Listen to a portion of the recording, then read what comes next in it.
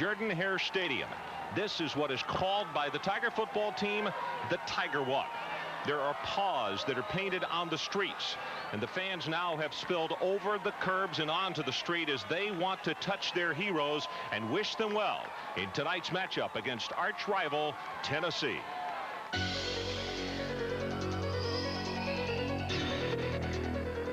The big hit.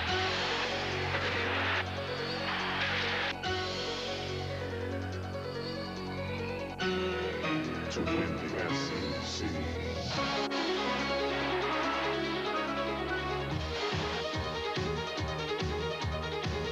Nutrition, color, spirit.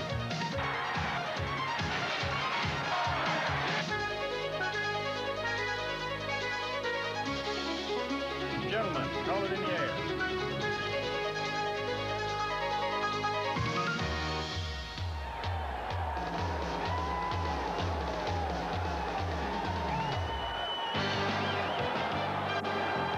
Not a seat to be had as tonight the Tennessee Volunteers, ranked number 5 in the nation, come calling against the Auburn Tigers, ranked number 3 in the country.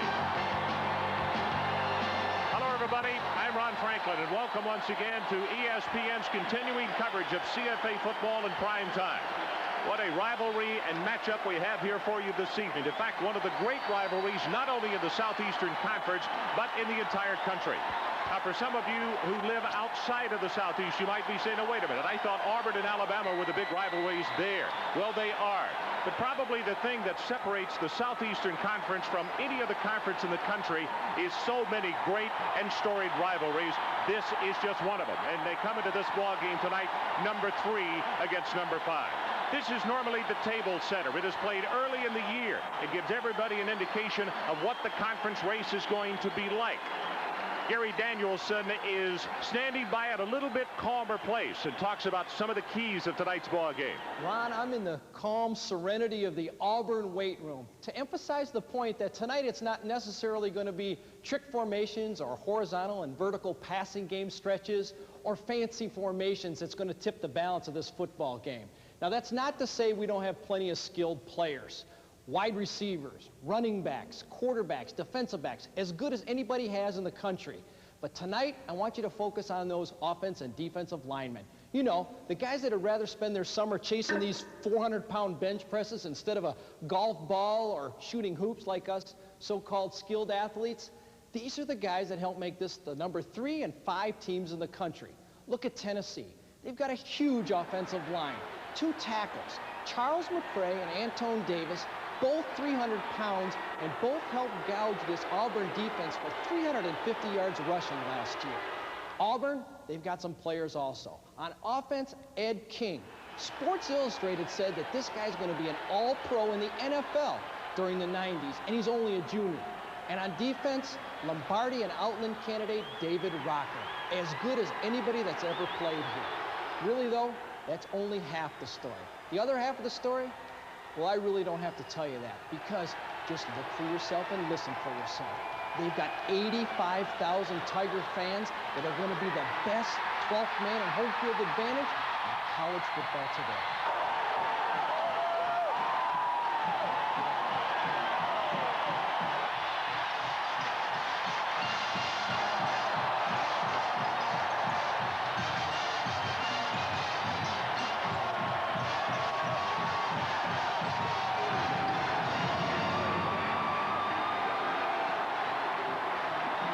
Tonight's game between Auburn and Tennessee, brought to you by Sony, bringing people the most entertaining ways to entertain themselves.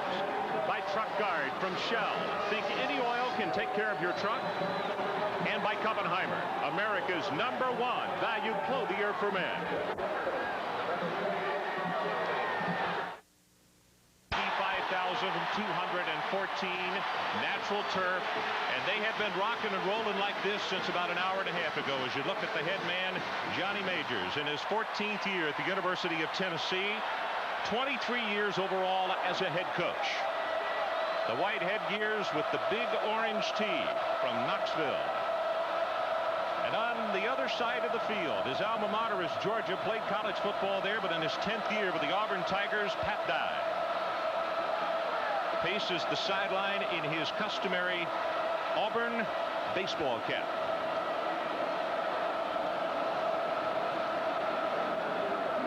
Joey Chapman has the ball teed at the 35-yard line as you look. The first meeting way back in 1900, 22-17-2. Auburn leading the series in the state of Alabama. The home field advantage, as you could see, has been huge, with Auburn having won 15 of them.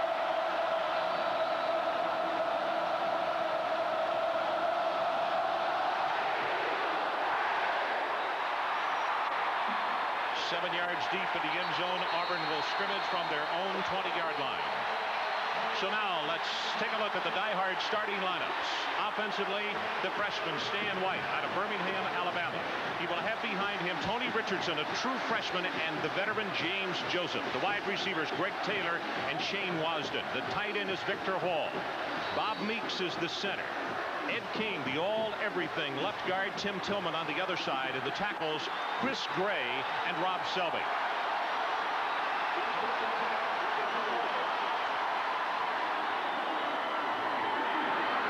Pass on the first play, throws it complete to Victor Hall, but he will be only back to the line of scrimmage. Let's check the starters on defense for Tennessee. Casey Rogers and Chuck Smith at the defensive ends. The tackles Mark Moore and Kerry Bailey. In the middle of linebacker, not big but active, Sean Walker. On the outside, Darrell Hardy, the veteran, and Ernest Fields. In the secondary, it's Jeremy Lincoln and Floyd Miley. And the safeties, Mark Fletcher and Dale Carter. Auburn throws and first down. They pick up no yardage. White with an audible.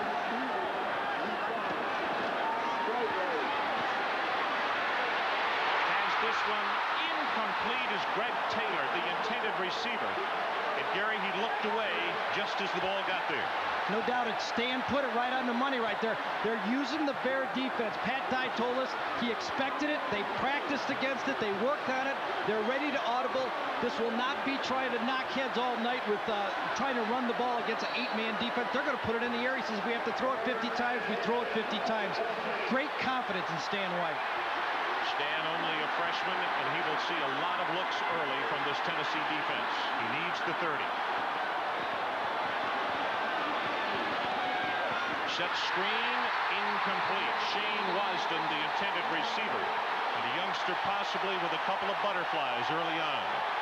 He also had somebody in his face. The defensive end was right in his hands up, and he had to throw it a little off target, make sure he didn't get it batted.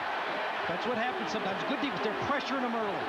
Remember last year, the nemesis for the Tigers up in Knoxville. They allowed 2 safeties on punt miscues. Richie Nell, the punter. Dale Carter is the deep man. Short line drive kick, and Carter should wind up with good return on this one, and he does. Inside the 50 and down to the 47-yard line.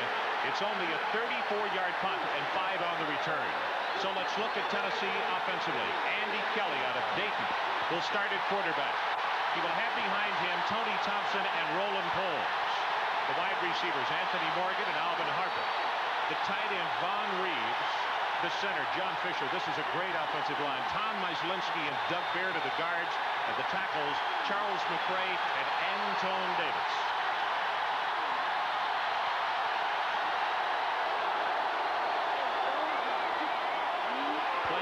By Kelly, throws it complete to the far side of the field, and it will be enough for the Tennessee first down at the 35-yard line as we look at the Auburn defenders.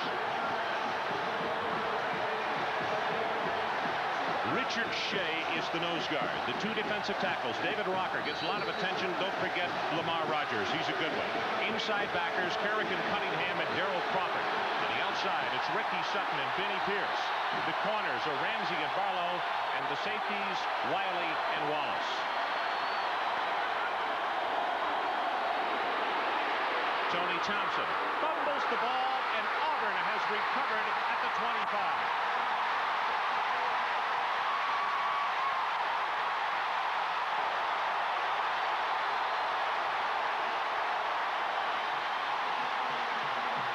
John Wiley makes the recovery.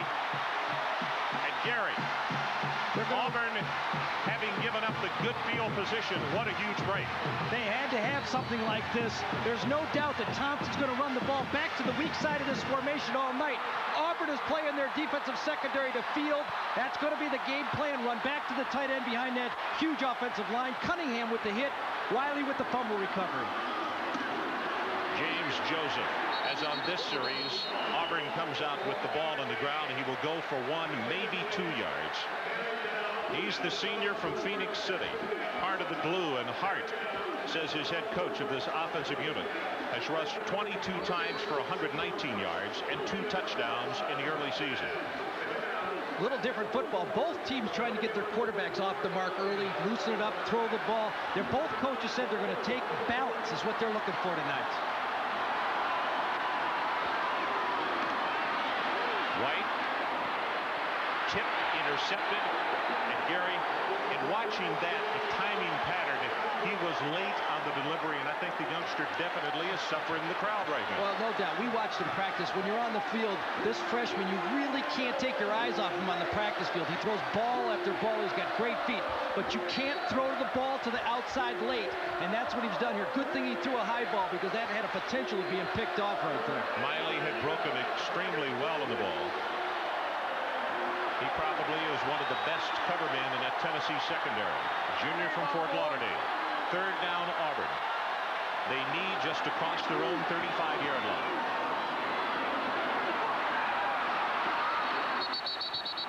Whistles. Flag comes down. Some pushing in the interior line, but that was after the whistle and the flag. Foul before the snap. Late in the game. Still third. Pat Dye, I don't believe is going to put Stan in any big problems right here early in the game. Yes, he believes in him, thinks he's got a great arm, and Stan's going to come through and do fine tonight, he believes.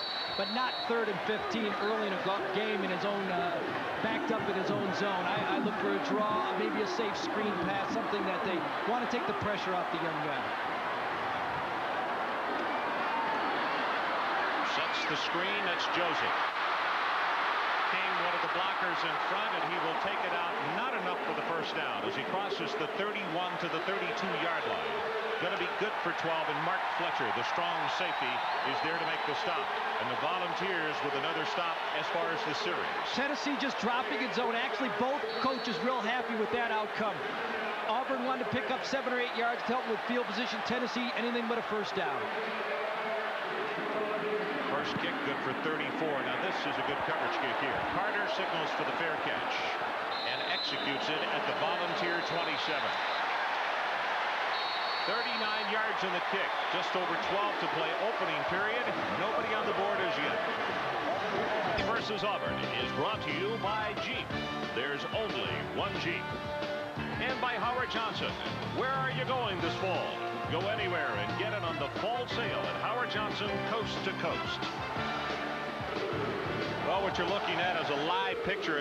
The nickname is Tigers, but the battle cry is War Eagle, and that is War Eagle number 6. He's a Golden Eagle mascot. And his nickname, why not? Tiger. Tennessee on offense for the 2nd time tonight.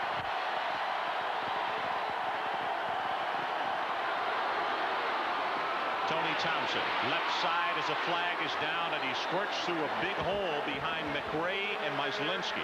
Out to the 37-yard line. Wiley had to come up in the free safety spot. Now, let's check the flag.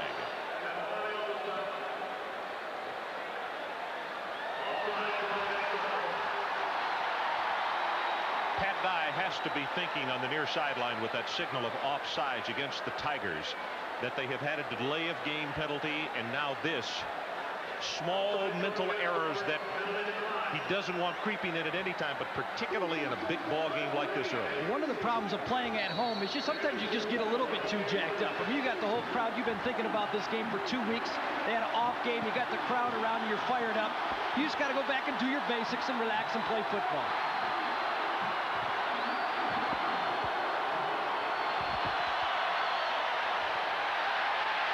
And he's going to go long, looking for Harper, and that one is all it is. At the 16 by Corey Barlow.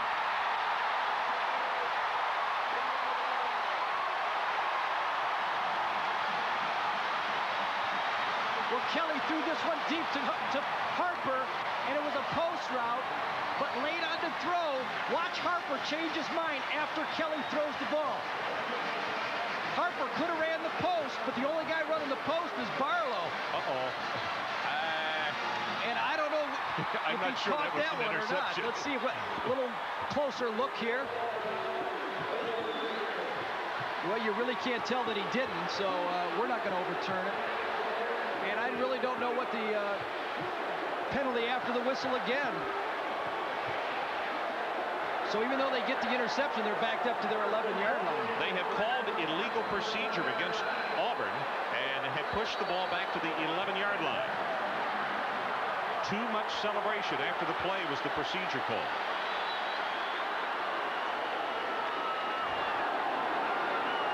There you see that bare front again. 8-man front. Stan White lobs this one, and it is incomplete and very nearly intercepted. Shane Washington again was the intended receiver. Shane, a junior from Selma.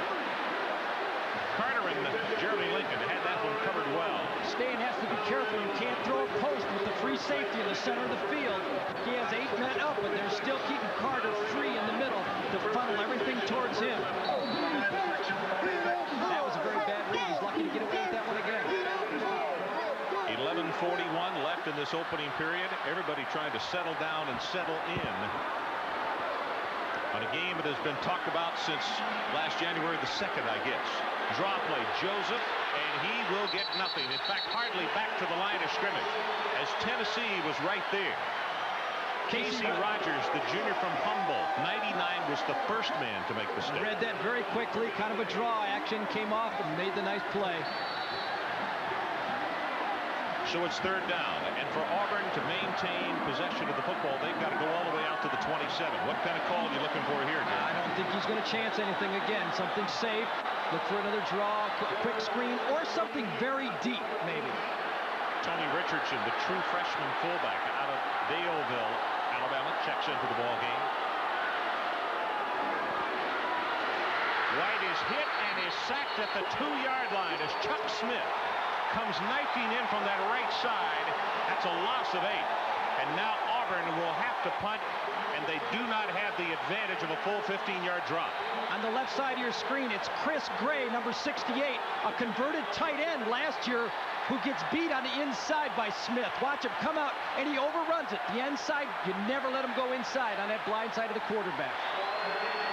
About a 12-yard drop, and that ball either was partially blocked or off the side of his foot.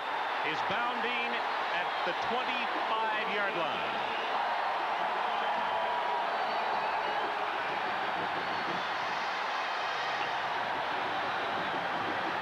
No score, but Tennessee with great field position. We'll be right back. Number 13, and as Nell hits it, he feels him. Even if it isn't blocked, he feels that pressure from the outside. He either got a little hand on it or he shanked it for a very, very short punt. Of course, Pat Dye is going to get to say, what happened? Did you angle the wrong way? Maybe he was supposed to kick a little bit more to the left. Well, the point that we have made also, that he did not have a full 15-yard drop. He was only about 12 yards because the ball was snapped from the 12-yard line, or from the 2, I should say. Tony Thompson down to the 20-yard line of Auburn, and they'll spot him just inside that area. Tony is only 5'7", 181 pounds, but you can tell that on all 3 carries that he has had tonight, as you look at his average, that's unbelievable. 9.2 in 1990 and 7 touchdowns. That he is very hard to stop at the line of scrimmage or for no gain. They haven't come close so far. Smokey likes it.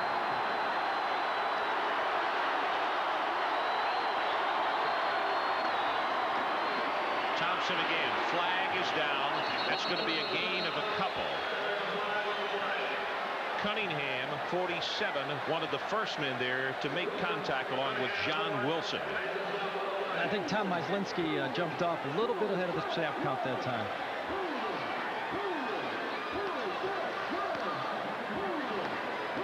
An illegal motion on the offense. A man moving at the snap. Still be second down. So both football teams encumbered with some little mistakes early. Well, I don't, 85,000, big, huge game, 3-5. I mean, these players know the importance of the game, and they are absolutely wired looking at these guys, and they got to just calm down now. Play football. You got a great football team. Play football now.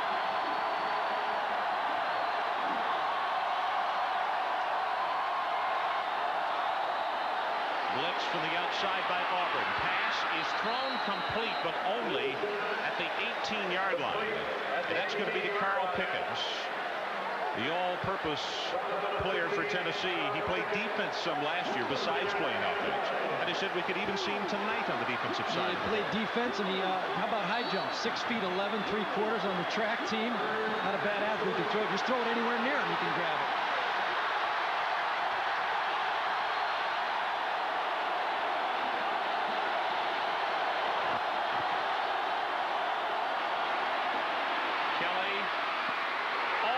Intercepted at the 15-yard line, as coming up was Eric Ramsey to knock it down, and it is going to be a field goal attempt for the Volunteers. I really think if Kelly had could really tell what he was doing here. I think he's throwing this ball to Harper, but he throws it a little wide, and that's how he almost gets it. And of course, Pierce put a little bit of pressure on him too from the outside, and that might have hurried the throw. But I think it was an option to Harper that he overthrew. Burke with a 35-yard attempt. Plenty of distance, and Tennessee is on the scoreboard first. Timeout. 9:11 left in the opening period. Volunteers by 3. 8-0. Tennessee goes in top tomorrow, 1 o'clock Eastern time. Major League Baseball. Toronto at Boston. Boston's 2 games up on Toronto in that AL East after today's 7-5 Red Sox victory. Number 20, Joey Chapman. Redshirt freshman from Franklin, Tennessee. As you look at Corey Lewis standing in the middle. Number 2. That's Herbert Casey to the near side.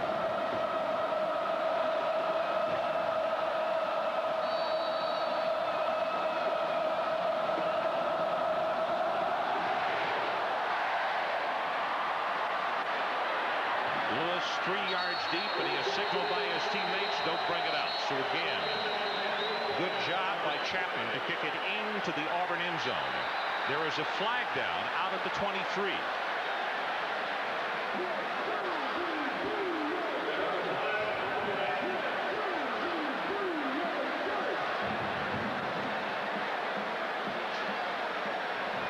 Well, Auburn doesn't need to be backed up again. They're just this field position so far has not allowed them to run their offense the way they want to.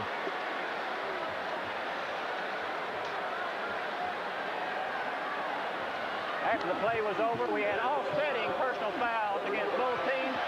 The 2 players have been ejected from the game. Both players have been ejected.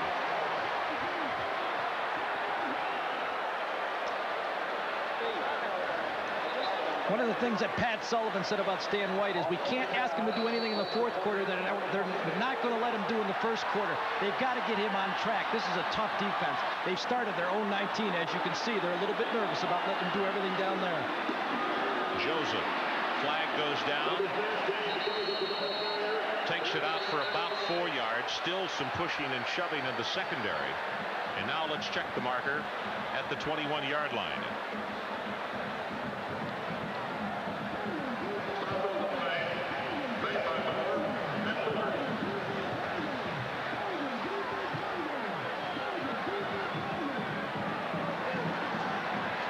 I believe they're as confused as we are right now as to what this one is. An illegal procedure against the offense. There's only 6 men on the line of scrimmage. Johnny Majors paces on the far side, but if you think he's pacing, take a look at that guy right there. Yeah, he's pacing and yelling at the same time. He is not real happy with the way his football team has started this game.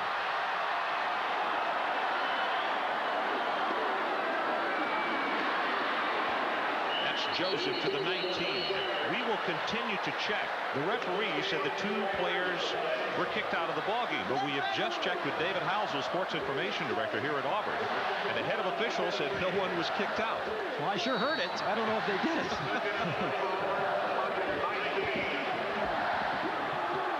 There you you see Joseph. He was preseason All-SEC also. Sporting News rated him number 3 fullback in the country, playing tailback and fullback when they're in the one-back set. Joseph on the draw. This time a little bit more running room, but that defense of Tennessee closes it up quickly. Mark Moore, the first man there to put a helmet on him. And now it's going to be 3rd down Auburn, and they need just out across the 30-yard line to pick it up. Ed King there, left guard, number 67. Watch him drive out and takes his man away. Little hold on the back. Little reputation there. He's not going to get called on that, but this guy is just one powerful blocking back. Ed King, a junior. Been hearing a lot about him and watching a lot of him tonight. You can see White motioning quickly. He's going to have to call a timeout. Is he? No. The guard, King, comes up out of his stance. They did get the timeout called with 2 seconds showing on the 25-second clock.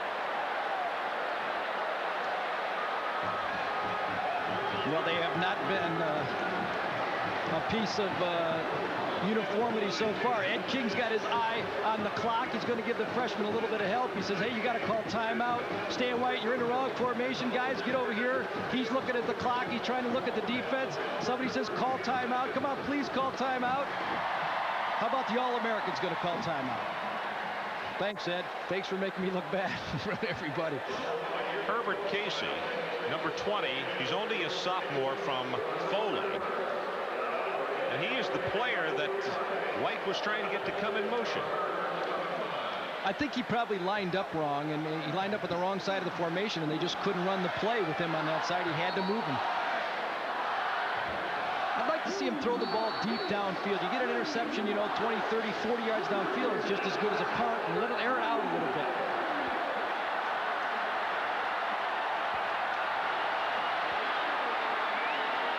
Tigers need 6. White, that ball is tipped and is going to be intercepted. Jeremy Lincoln, number 25, comes up with the pickoff. Well, Stan White's gotten off to a rough and shaky start so far. Again, he only tried to throw the ball deep. You see it from behind, what he's looking at. Not much pressure so far, but there you see the ball tipped, and it goes right to the defense. Those are the tough ones. You think you got a guy open, he's running it. He probably could have got this picked off anyway because Jeremy Lincoln beat him the ball to the pass. He read it all the way. Thompson on the sweep. He will have a couple, but you can hear the groan from the crowd. And now let's go for an update to Tim Brando. There's been a lot of talk, Ron Franklin, that Florida State could be looking past Virginia Tech because of Miami, and that Miami could be looking past Iowa. Right now, Virginia Tech has the lead. Will Fuhr, a pair of touchdown passes to John Rivers. Right now, the Hokies have the lead in the second quarter. We'll keep you posted. Let's get back to your ball game, the biggest of the day. Thanks, Tim. It's been some kind of day like that, hasn't it? Boy, would that ever be huge. 3-0 here. Tennessee leads, and they have had great field position in this first quarter.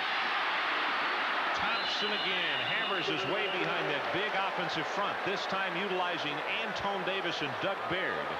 And Eric Ramsey comes from his left cornerback position to make the play defensively. That's 5 carries for 29 yards so far for Tony Thompson. Nothing fancy. I don't just honking up in there behind Davis and Baird. I think that's a good game plan. 310 pounds, just run up north and south. That's what Thompson does best.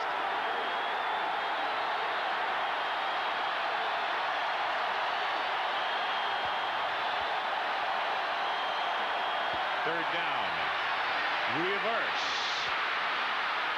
And that will be close to the first down as Vince Moore coming back on the quick cutter.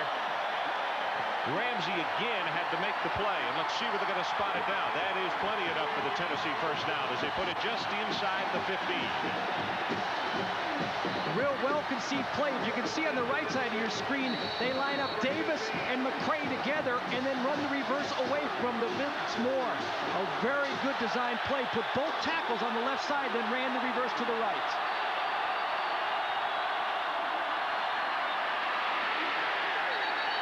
Tony Thompson that time goes for short yardage as he is knocked down by Ricky Sutton, also Walter Tate. punter is only a sophomore at 6'2", 306 pounds. He is from Decatur, Georgia. 5.5 minutes left, opening quarter. Auburn, Alabama, Tennessee 3, Auburn nothing, and the Volunteers driving. Thompson puts a head down at Gary. I'll tell you, for 181 pounds, he doesn't mind taking on the world, does he? We watched some film on him, and he just runs north and south. He's a very good north-south runner. Of course, with this line, watch him here behind Davis. He comes up right into Rocker. There's the matchup. The two All-Americans. Of course, he's getting some help from Mark Adams, the tight end, also on Rocker. But when you can just run north-south like that, full head of steam, you're going to gain some positive yards down there. Coaches love guys that run north and south in this plus territory right here. This is the deepest drive by Tennessee. It is 3rd down. They need the 5.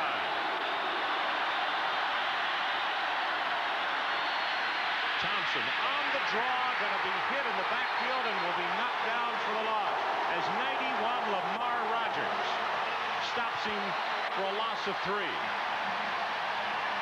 Rogers comes off the block, reads the draw well. Watch him on the right side. He gives an arm over, swims, and there he is, right in his face. No place to go for Thompson. That's the way to stop the draw. If you can beat the men up front, they had a good play call. They were all spread out, but just man on man, Rogers wins.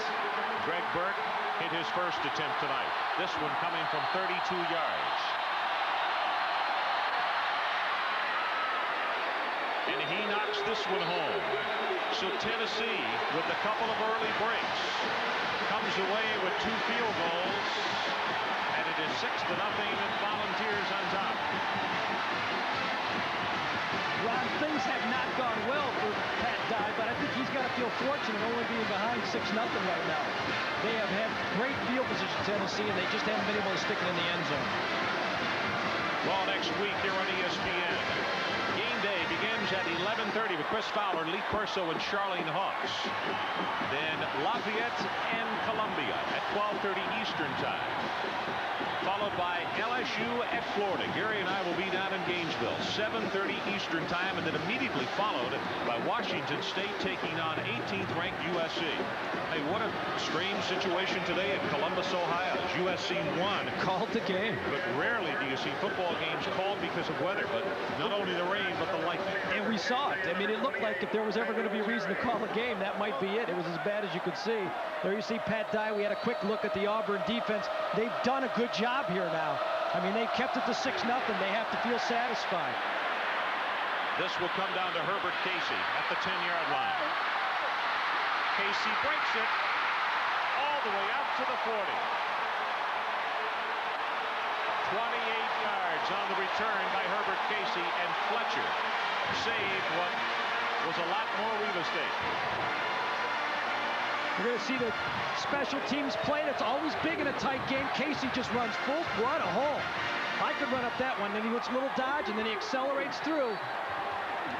Last guy back was the kicker there. That's the field position they needed. Now out to the 40-yard line. He also needed to make amends for his mistake on that play a while ago. It's a lot more fun coming to the sideline this time than last time. It was Wasden in motion. If Joseph got tripped up with the line of scrimmage, or he might have had a lot more. You see Hardy in the vicinity, but Corey Baylor tripped him up. I think James Joseph and Tony Thompson remind me a lot of each other in their style they run. Joseph's a bigger version of Thompson, but they both like to run north-south. They trust their line, they hit the holes where they're designed, and they hit it full speed.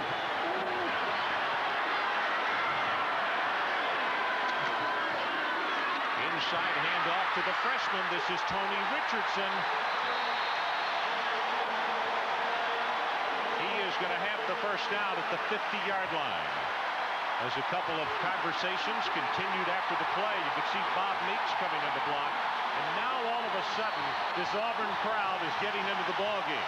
There you see the freshman fullback. Can you imagine a freshman coming out of high school and starting for Auburn, the type of players they've got on this football team?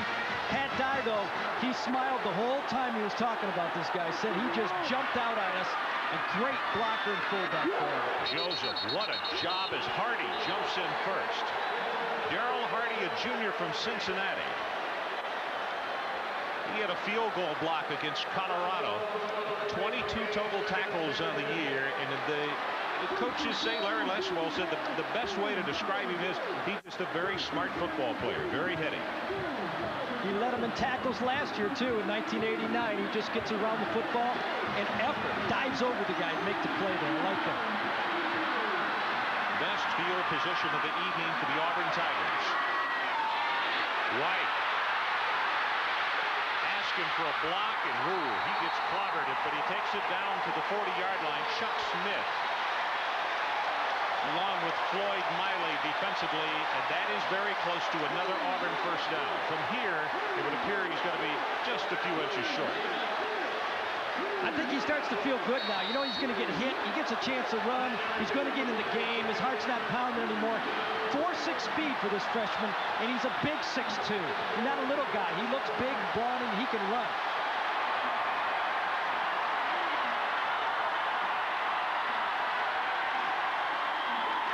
Go with the big fullback, and Tony Richardson lowers the head, and there's not much there, as he'll be stopped by Chuck Smith.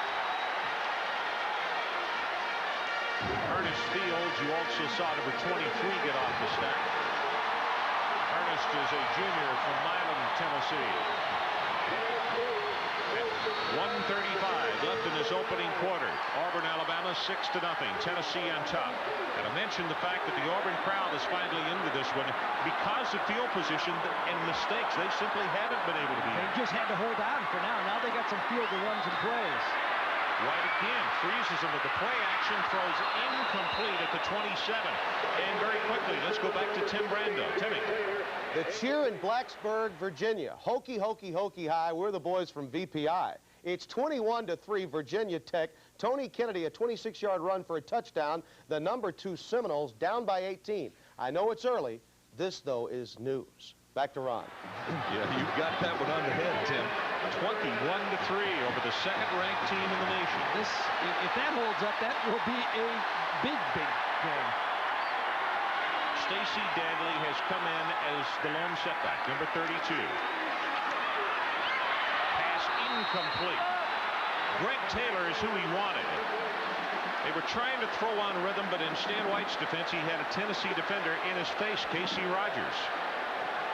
Greg Taylor's just going to run about a 6-yard out right here. Timing is the word that you have to have. He turns, he looks for the ball, it should be on its way. There's not a lot of time to react to one of those. It has to be a good throw, and Stan didn't put it on the money. You're not going to complete. They're giving him the catch. He's just got to throw it to him.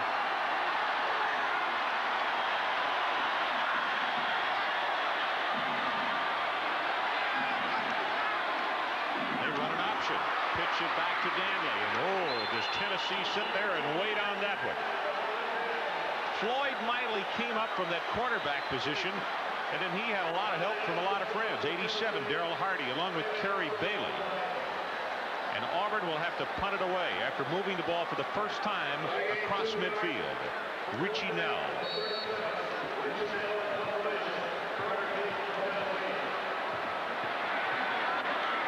This is an area of the Auburn football team that Coach Dye said he was concerned with. Very high, good coverage kick. Fumble, and Carter will make the recovery at the 16. Oh, wow. 20 yards in a kick, but he did his job that time. Really good coverage kick.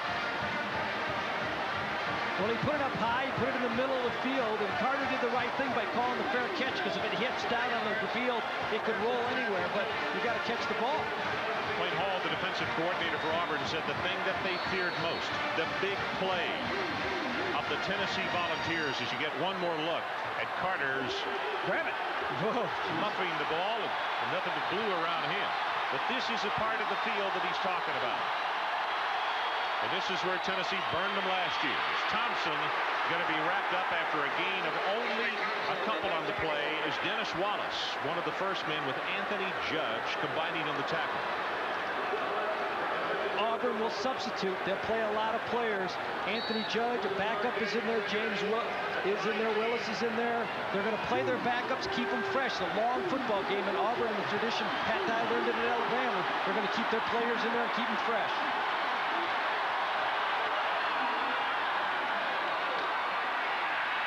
Play action. Near sideline, has it complete again. Alvin Harper pushed out of bounds. He's shy of the 30, but it's still enough for the Tennessee first down. And with that, the end of the first period with our score, Tennessee 6 and Auburn nothing.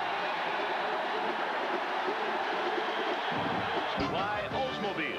Step into the future now with your Oldsmobile dealer. And by Dun & Bradstreet Software. State-of-the-art software and service worthy of it. Ron Franklin and Gary Danielson in Auburn, Alabama, 6-0. Tennessee ranked number 5 in the nation, leading over number 3 ranked Auburn. Boy, the turnovers for the Volunteers in the early going of this one. Plus 11 turnover ratio in the first 4 games, and tonight a -2, 3 intercepts and 1 fumble. But Tennessee still holds on as they lead 6-0.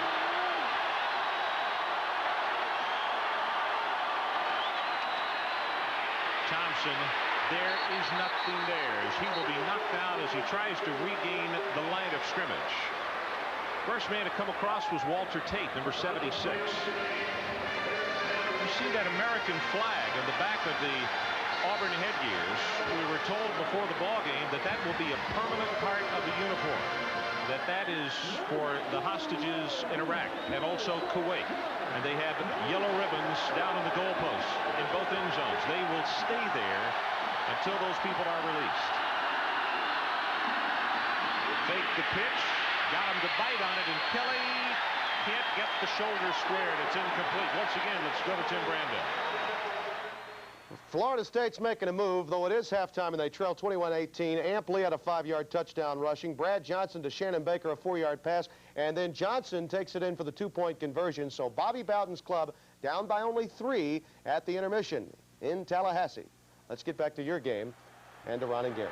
Tim, something tells me that if someone had told all of us that 39 points would be scored in the first half, you probably would think a very lopsided first half for the Seminoles. But it hasn't been the case. Third down for the Volunteers. Kelly gets it away and has it complete to Alvin Harper. Cuts it back at the 20, and he'll score. 82 yards.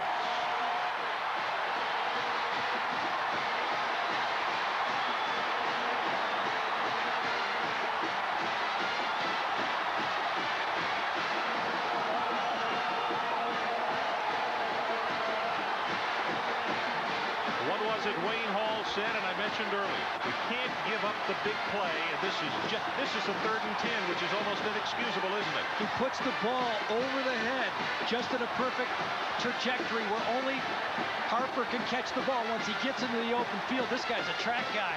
I mean, he can run and run. He uses the referee. He cuts back and takes it all the way. That's a heartbreaker. 3rd and 10 to get that type of a play. Alvin Harper, and you talked about the ability of Pickens, almost a 7-foot high jumper. Harper has high jumped over 7 feet. We'll talk more about that as Tennessee was lining up to go for 2, and Johnny Major says, I want Kelly here on the sideline to talk about it. So there's a timeout with 7:49 left until halftime. Kelly's got a little rocky start. He's got 3 interceptions, but that one's going to make the stats look a little better and make him breathe a little easier. And this is the right move by Johnny Majors. Those timeouts are not as important in the first half as they are in the second half.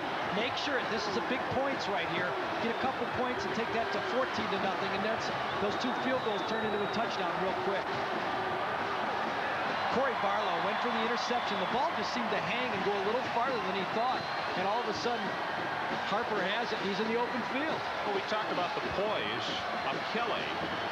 And Kelly was being hit as he got the ball away. But you're right. When Barlow bid on it on a 3rd and 10. Well, you know, when I saw him throw the ball, I thought he threw it a little off balance myself, and the ball just made it far enough. I think Barlow said, well, I'm going to be able to get it. I mean, he's a preseason All-SC player. He's got plenty of experience, and he cut underneath for the interception, and all of a sudden it turns into a touchdown. 12-0, Tennessee. And the Volunteers will go for 2.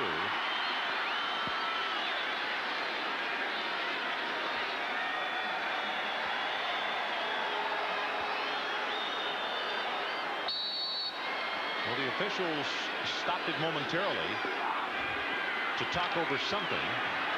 Now it's whistled back in as Gerald Crawford comes back into the lineup defensively for Auburn.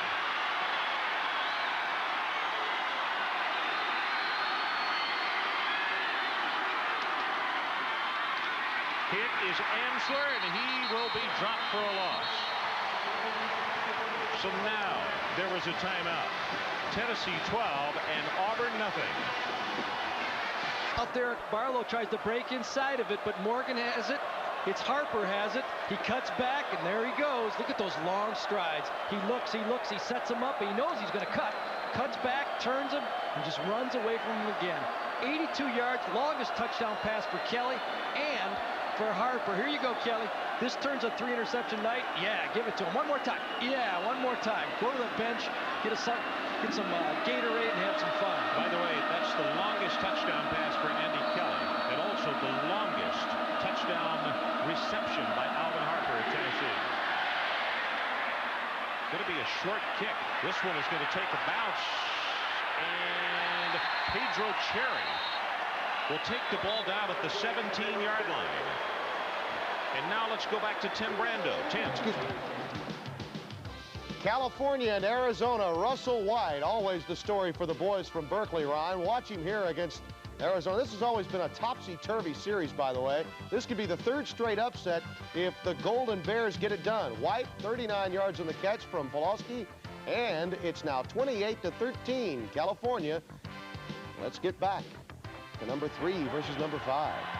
California looked good in that opening game against Wisconsin and gave Miami trouble for a goodly part of that ball game.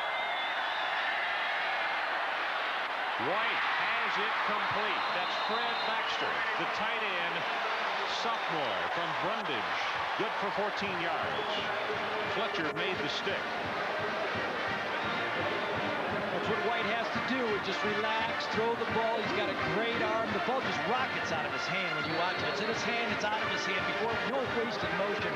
And he hits Baxter right in the face. Throwing it in the deep zone that Tennessee's given a little bit. Let's see if they come back to that 8-man up. So far, White's 4 for 11 now with 1 interception. Williams hit in the backfield, and he will be knocked down for no gain.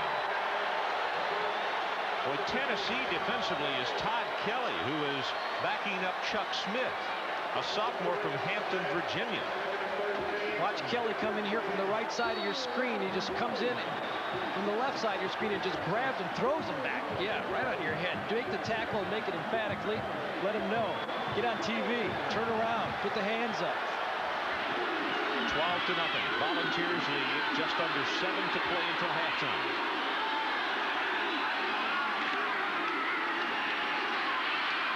White over the middle. That's Joseph. Hit from behind. Recovered by Tennessee, and that is returnable because it's beyond the line of scrimmage. And down at the 6-yard line. Todd Kelly is the man who made the hit.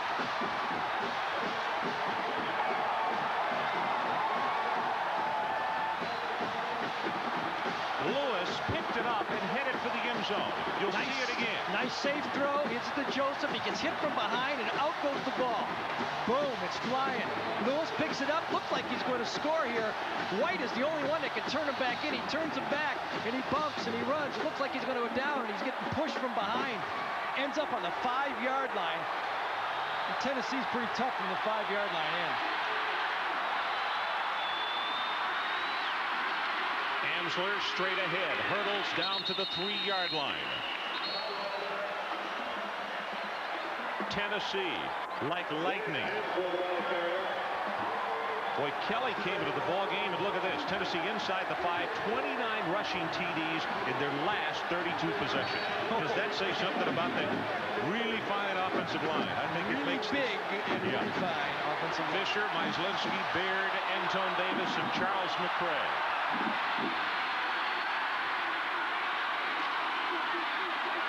Answer again, and he'll score.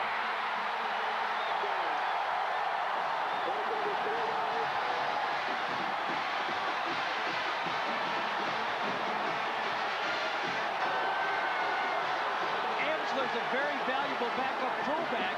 That's a good receiver, but he comes in these short yardage situations, really could turn it up. 230 pounds, and he's valuable on that goal line offense. He just turned up the corner. It almost looks like a guard running up in there. Greg Burke tries to put the Volunteers on top, 19-0.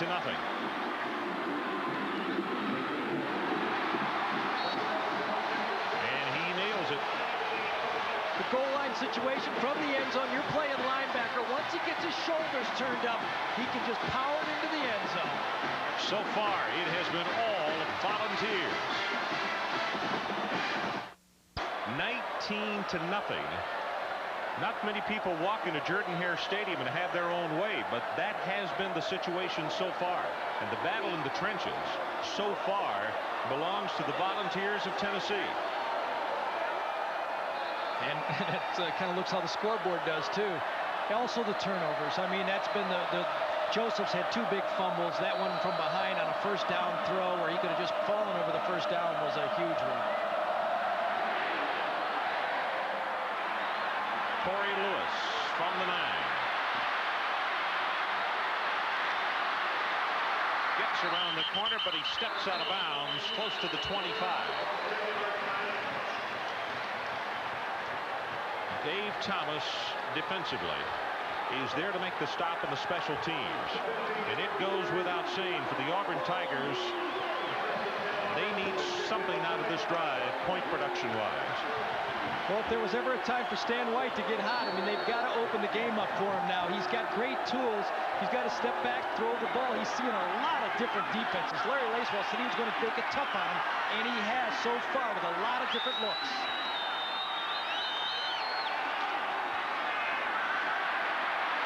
Over the middle has Joseph at the 30-yard line. That'll be a gain of close to 5 in the play. Hardy, one of the first Volunteers there to make the tackle. Went right back to the guy who fumbled on the play before. Same play, a little play action pass, dump it off to the back who's checking down over the middle. Tennessee now playing a little different style, setting back in the zone, but they got a turnover with it last time, so it's working for them.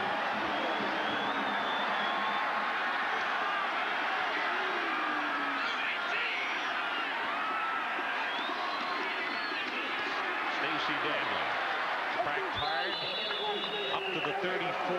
Auburn will be short of the first down by about 1.5 yards. Ernest Fields was the first guy there. Nothing's been easy for Auburn, though. I mean, every play is they just get as much as they can out of it. They haven't been able to break one into the secondary. No guy running free, catching the ball and running. That's the sign of great defense by Tennessee. They're all pursuing to the ball. 4 minutes, 30 seconds left until halftime. Danley, and I believe, yeah, he's going to have the first down at the 36, but Dotson made him pay for it.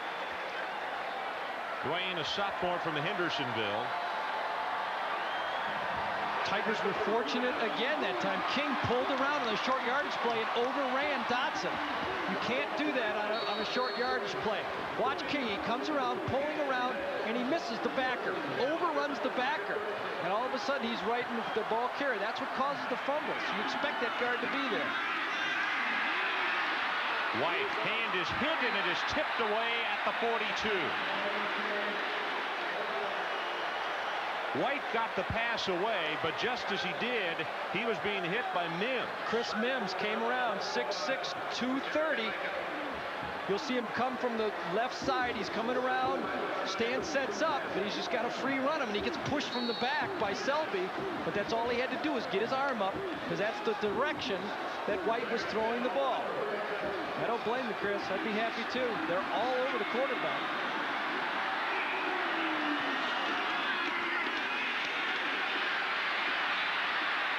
Made and wide open and complete is Dale Overton across midfield at the Tennessee 48-yard line as Fletcher came over to make the hit on him. Well, Auburn had gone just over 5 minutes without picking up a first down, and now they put back-to-back first downs together, and that's good for 15. Tennessee 19, Auburn nothing, as we have 3:50 to play till halftime. Halftime will be going to Tim Brando to update you on today's action and also some possible upsets that are happening tonight. Williams with the pitch. Orange all around, squirts through a couple of the tacklers, and he'll take it to the 46. Dotson the first man, and then you see Hardy. Well, they're just playing such great defense right now. Tennessee running, pushing their hands down. Guys are trying to get to their feet. They push them and they run. They push them and they run. And what they're doing a great job of is tackling. A guy catches the ball. If he's got a chance in the defensive secondary, he's making the tackle. They're not getting those extra yards. Nothing's happening. They gain 5 yards. They don't get anything else but 5 yards. They're not making the big miss and making the big play so far. Joseph is the only setback for Auburn. 8-man up. What's he going to do? Blitz coming right up the middle. Pass near sideline to Overton, caught it out of bounds. Stan is just late with the ball all night so far.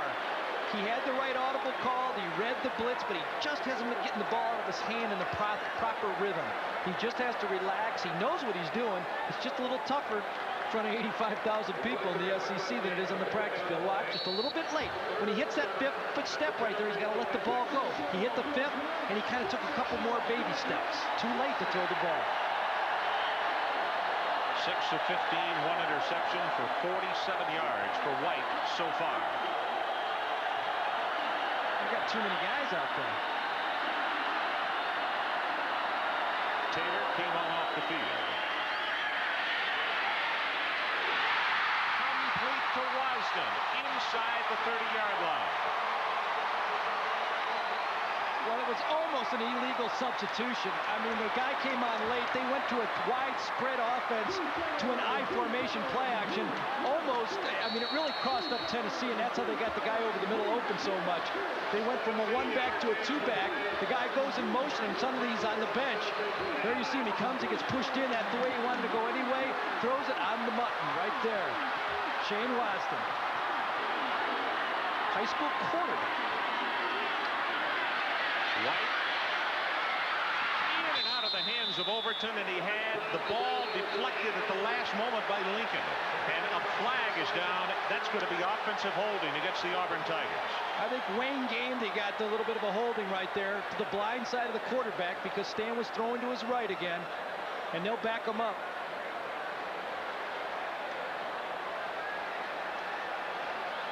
The rhythm of the Auburn passing game just isn't there. Either the receivers aren't going deep. And holding by the offense on the play, we steal first down and 20. Either the receivers aren't going deep enough or Stan's just waiting a little bit longer. Let's watch it. See if we can see any holding up front. He's got somebody. He pushes up. I don't think who that was the call, and I think it was Wayne Gandy on the left side of the screen that we couldn't just quite see. Of course, those guys on the left side of the quarterback, you know, when they make a mistake, the quarterback goes down. So holding isn't the worst call all the time you can have. Another kind of, they always seem to be a little bit confused tonight in their formations. White tip and caught. That's Cherry at the incomplete. Now they're going to say he trapped it after the tip ball. Boy, and a tip in that area. That's interception time again, isn't it? Stan misread at that time. He had a free man in the middle of the field, and he thought he had man coverage. There they see him dropping in the zone. And there's a guy standing there reading his eyes. He breaks before he throws it, and he could have got the big interception. Tip, tip. Cherry would have made a nice catch, but it wasn't that difficult. Just all of a sudden, there it is. Two guys tip it. Cherry. Ernest Fields was the last guy, though. Under pressure, gets it away, and it is complete at the 18-yard line. Greg Taylor.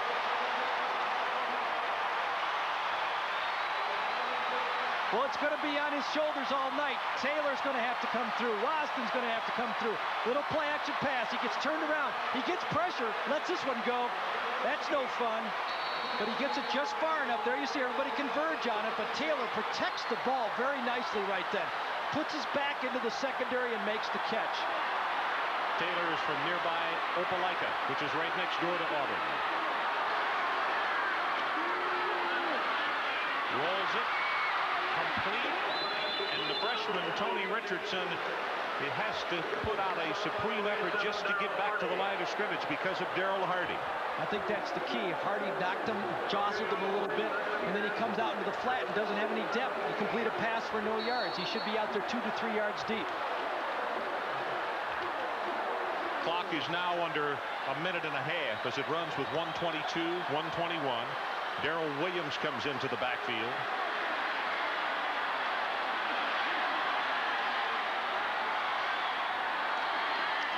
Williams hit at the line of scrimmage. In fact, he's going to be stopped for a loss, and Kerry Bailey again for Tennessee. Also Mark Moore, you see big 74, the senior from Charleston, West Virginia. And a timeout is called to stop the clock with 60 seconds left until halftime. Draw right here off the I formation. No place to go. They're just defeating the blocks up front. So let's take a quick break. Tennessee 19-0. Halftime, and the situation for the Auburn Tigers. They have the ball just outside the Tennessee 18-yard line. It is 3rd down. And they need about 11 yards to pick up the first. I know as a quarterback, of course, nobody likes 3rd and 25 or anything, but 3rd and 11 in this field position is very, very difficult to throw the ball. If they play a zone, they won't be backing up very far. They're all going to break on the ball. A smart defense for Tennessee. I mean, they're either going to come at them all but I think they're going to sit back in the zone and try to play it in front of them, come back and hit them and give up the field goal if they have to. Tennessee secondary has just been playing outstanding, tackling well, disguising the coverage as well, coming up, batting some balls down, reading Stan White's eyes. Everything is fit together so far in the secondary. And the other group that needs attention is the pressure by the inside people has made them look even better. No bet. It always has a tendency to work.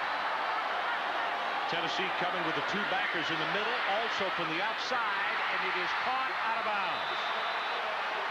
Taylor had it, trying to keep his feet in bounds, and he couldn't. Kind of a gamble call. They brought 7 people, so it's man-to-man out there, and it's thrown. You can see his toe came down on the line. It was out of bounds. Nice try by Taylor, but you're out of bounds. Van Weil to attempt a field goal of 36 yards. He's 1 of 3 this year, but his longest is 48.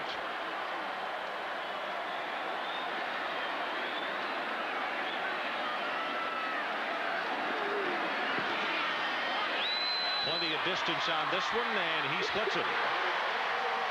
So Auburn on the scoreboard with 51 seconds left until halftime, and it's now 19-3. U.S. Army Student Athlete of the Game is brought to you by the U.S. Army. Learn how to get an edge on life. Be all you can be. Tonight's student of the game is wide receiver Pedro Cherry of the Auburn Tigers. He is a pre-engineering major with a GPA of 3.5. And our congratulations to Pedro Cherry, tonight's student of the game, brought to you by the U.S. Army. Ron Franklin and Gary Danielson in Auburn, Alabama. 19-3, the Tennessee Volunteers. Tennessee 3-0-1 coming into this one tonight. Johnny Majors told us last evening as we visited with him that he thought, yes, it was an advantage that they had played 4 ball games and Auburn only having played 2. One thing has held up for us all year is the team that's played the most games seems to be a little bit ahead so far in these games.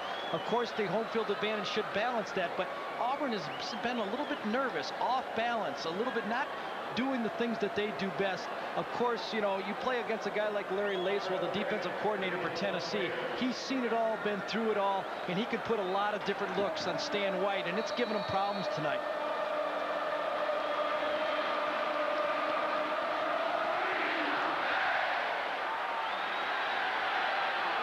From the 1-yard line, Carter tries to hurdle the second tackler, and he brings it out to around the 24-yard line.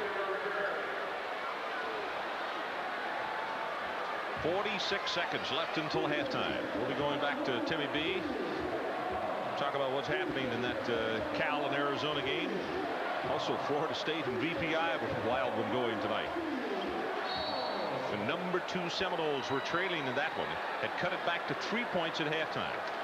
Not too surprising, the type of talent on that football team. They're going to score some points. Very, very safe formation. They're just going to take it to halftime. Ball on the ball. Kelly, 6 for 11, 3 interceptions, but he had that big touchdown on a throw that Barlow kind of misjudged a little bit. Harper got in the secondary, took it all the way, 82 yards. That'll do something for your confidence. 133 yards and 1 TD pass. Kelly's never lost as a starter.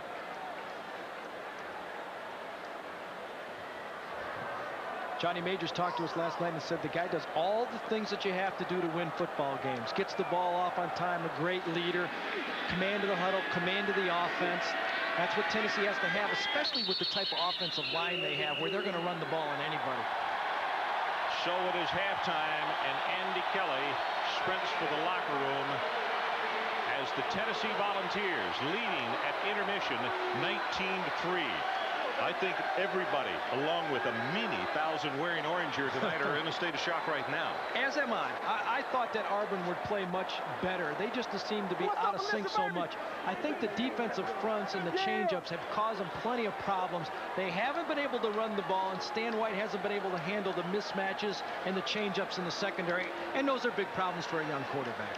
Okay, so it's time to take a break, and if you gentlemen about to come to us at halftime wonder what the agenda here is for the scribes and for the broadcasters, it's War Eagle pie and also roast beef at halftime. But let's go right now to Tim Brando at studio.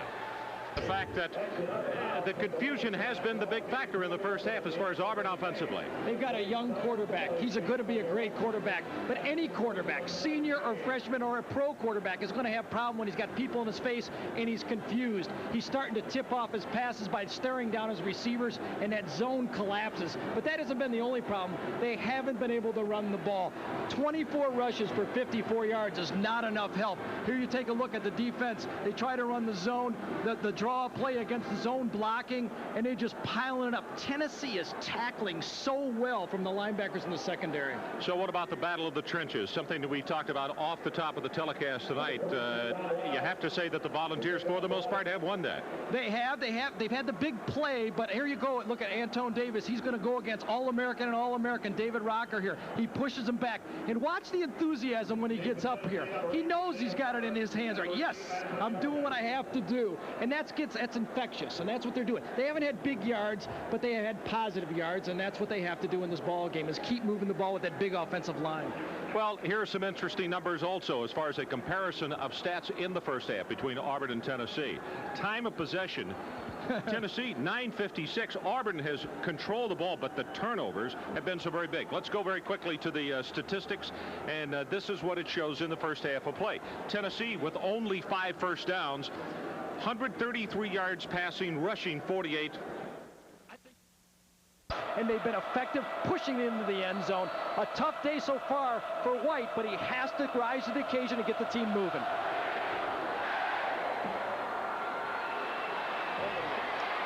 With the chant of War Eagle, the second half underway as Carter will come out close to the 20-yard line. And in this half, particularly to open it up, I would be extremely surprised if you didn't see Auburn really going after the football, because they have got to make something happen. They wrestled the momentum away from Tennessee, maybe you could say at the end of the first quarter, and then the Volunteers came right back and wrapped it up and took it back from them. Crowd trying to become a major part of this one.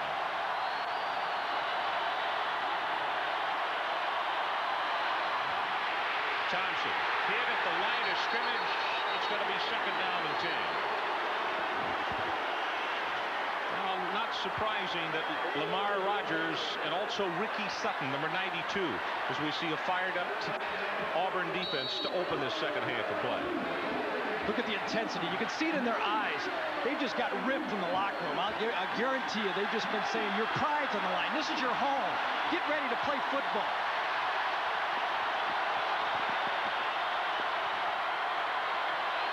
Fake to Thompson. Kelly rolls the pocket, has a man open, and that is complete to Harper. Nope, they're going to say caught it out of bounds. So now it will be third down. And the tough thing for Tennessee right here is where they are scrimmaging the football, Gary, is right in front of the Auburn student section. Well, I think I like it's nice about what they've started. They're not closing up their tents and hanging on to the score right now. They're coming up. They have confidence in Kelly. He's throwing the ball. He's got some outstanding wide receivers, and they're not packing it away. They're going to keep attacking. 19-3, they're not satisfied. Keep trying to put the ball, some points on the board. 3rd and 10, Tennessee.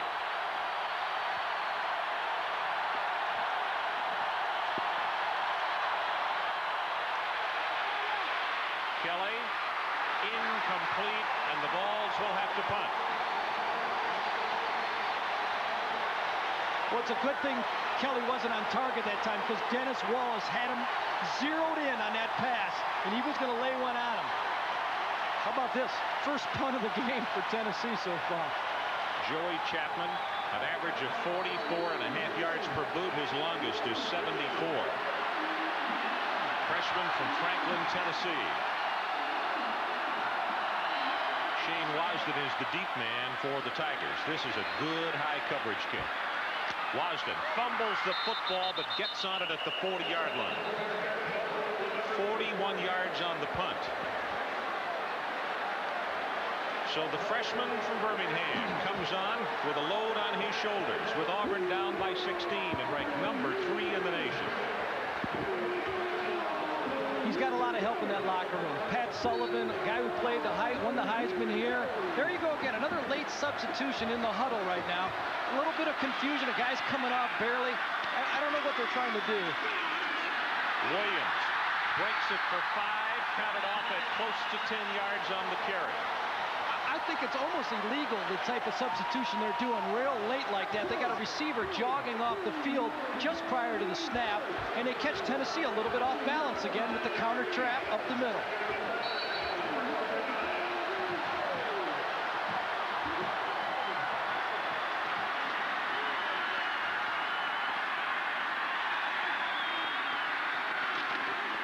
This time it's Joseph. He takes it at left tackle, spins off, breaks it open, one man to beat, and he steps out of bounds at the 33. Ernest Fields assisted him out of bounds, but it's a gain of 15. Watch Joseph. It wasn't really great blocking up front, but they pushed, and they moved their feet, and they pushed. He runs into somebody, but he bounces, he spins, he turns. Now watch him use the referee to get one more block right here on the right side. Yep, good block. That's what you got to do to get outside. Use all 12 of the guys to get outside. By the way, we got a report at halftime that Sean Walker, the starting linebacker for Tennessee, was one of those players who was ejected on that opening kickoff.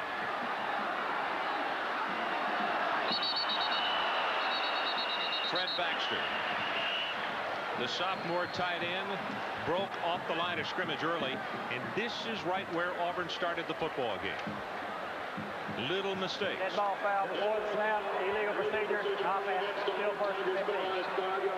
The other player who was kicked out, Wayne Bilesma, who's a junior from Opelika. There you see Stan White. He was a little confused on the snap count. You'd think the quarterback would always know it. That was one of the problems all the time.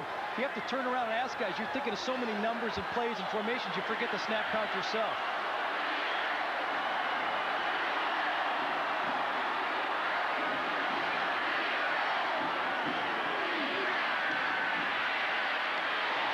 Over the middle, it's Joseph down to the 31 of Tennessee.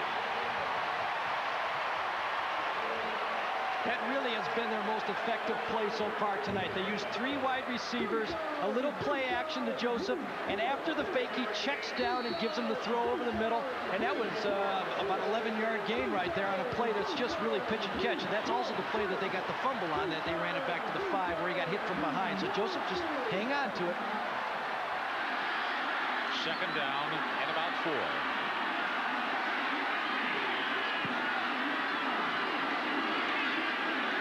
Williams cannot turn the corner defensively. Chuck Smith, he's out there to make the hit. The junior from Athens, Georgia.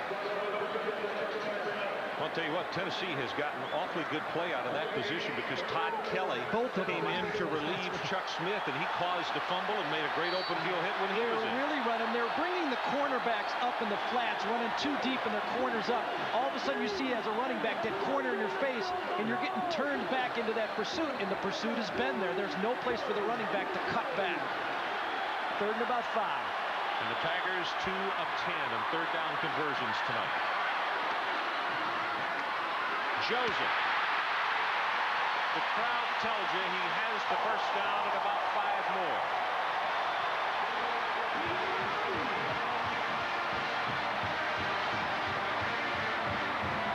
Joseph takes this one running full speed. James gets it. Watch this. He's got some room to really go.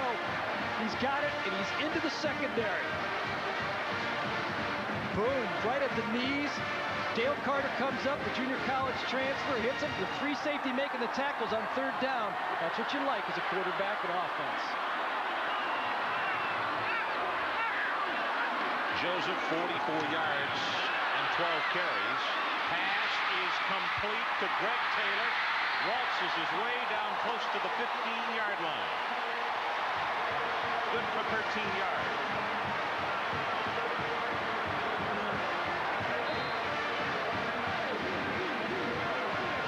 There you see the ball in and out of his hands.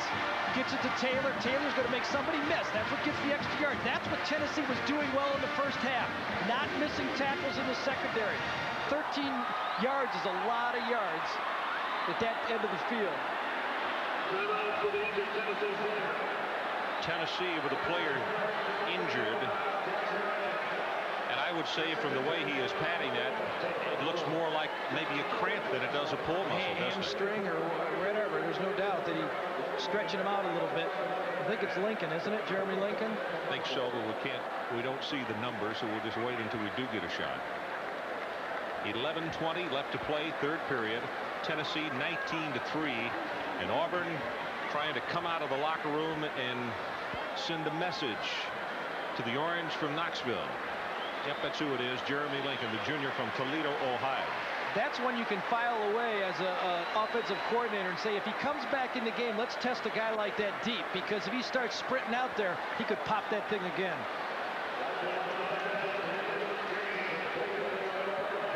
Well, NASCAR racing tomorrow here on ESPN. It's the Winston Cup, Tyson Holly Farms 400 at 8 o'clock Eastern Time. That is tomorrow. On tape. Straight up the middle, they go with Tony Richardson, and the freshman is down to the 10-yard line. First down, Auburn Tigers. The freshman says, come on, guys, I'll lead you. Come on, fans, where are you? Let's get in it. Don't give up on us. A lot of time. They put it in the end zone here. It's going to be a good football game. They have spotted it just outside the 10, so it is not 1st and goal. Auburn can pick up a first down without scoring. Williams darts it to the right at the 5 and is down to the 4.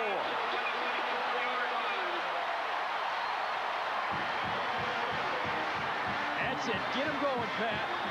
You said there was plenty of this talking in the locker room. Here it is, a little counter action. Ed King, the All-American, leading it, coming around right at you in the living room right here. Bounces outside. Williams has provided him some speed to get to the outside. Been a big factor in this game so far. Joseph honks it up in there inside, but Williams can get outside that defense. Richardson and Danley are the guys in the eye. It's Richardson hit at the line of scrimmage, and he is not going to get back to the line of scrimmage. Dwayne Dotson, number 33, steps up to make the initial contact. Dotson is the man who was subbing for Sean Walker, who was ejected from the ballgame. And he's been all over the field. I mean, he's just filled in. We've seen him fill in on the short yardage plays. He's been in the backfield. He's been running. He beat King a couple times when King was pulled around. He's played good football, but to lose your starter on the first kickoff is tough.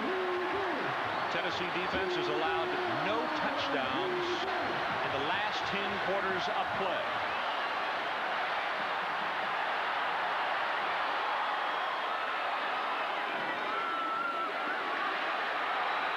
Joseph Nothing there.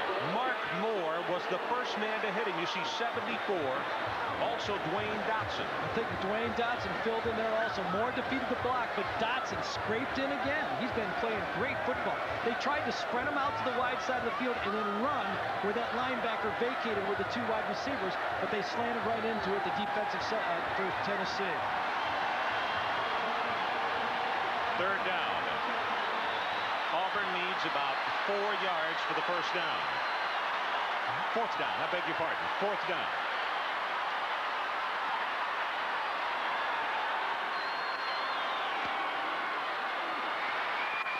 Pass incomplete. He wanted Baxter.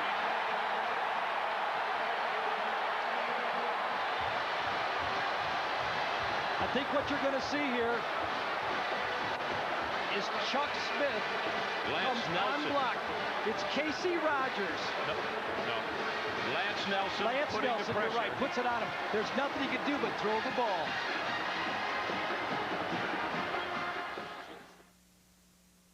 This is 100 years of Volunteers, 100th year of college football at Tennessee.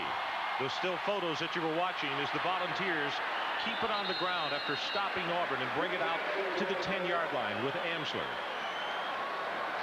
They're in their goal line offense, the same one they pushed it in from the 5 after the turnover. They're going to try to create some room, at least enough to punt the ball, but the first down, biggest first down coming out of your own zone, it really helps the offense.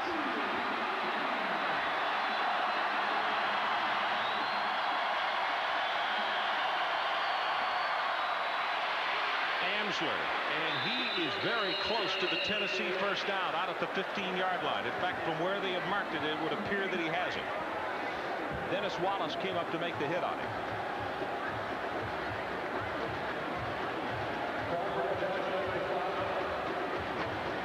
Now time has been called to bring in the chains.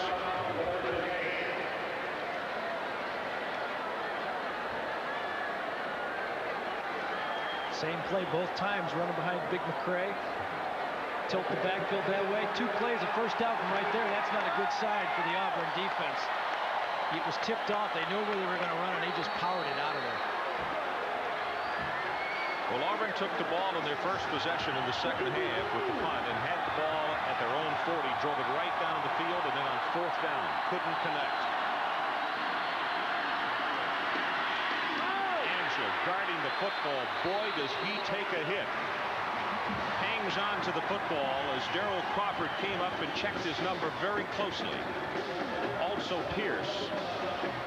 And for Tennessee, it's going to be a second down and long, about 8.5. Watch Crawford sell out, jump over the pile and hit him with the shoulders. Puts the helmet and shoulder pads in midair, jumps over the block. And that's the only way he could get close to him because there's a pile in front of him. Wow. What a play. Amsler with the short pitch. Good heavens, what another hit by Auburn.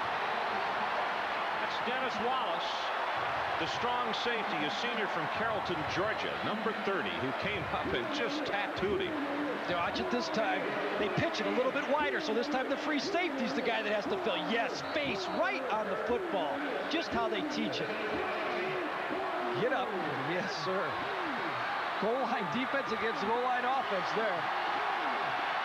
Tennessee with 2 wide receivers to the right on the 3rd down and 8. Kelly, and he just throws that one away. He had blue all around him, and Tennessee will have to punt the football. Reggie Barlow's going to put the pressure on him this time. It's a play-action pass, but he's got nobody open. He does a smart thing, throws it to the coach on the sideline. That's what he has to do. The junior comes through and let him punt the ball. A successful series for Tennessee. They get the big stop, and they make a first down. Joey Chapman, his first effort tonight, good for 42 yards. Shane Washington is the deep end. This is not a very good punt, but Washington let it bounce and now will not get a return out of it. So Chapman takes the punt that was end over end and turns it into something pretty decent. We'll take a timeout. Tennessee by 16. And quite a surprising story so far by the margin. Not that the Volunteers would be a surprise to win, but by leading by 16. White deep over the middle, tipped and almost intercepted. intercepted. And I'll tell you, Dale Carter was there. Let's go to Tim Brando. Ron, how about those other Tigers against the Aggies of Texas A&M? Defense in the kicking game many times will win in the SEC. Watch Mike Garrett block the punt, and the 11th-ranked Aggies are trailing because Pedro Suarez would follow with a field goal for LSU in the third quarter. It's 3-0.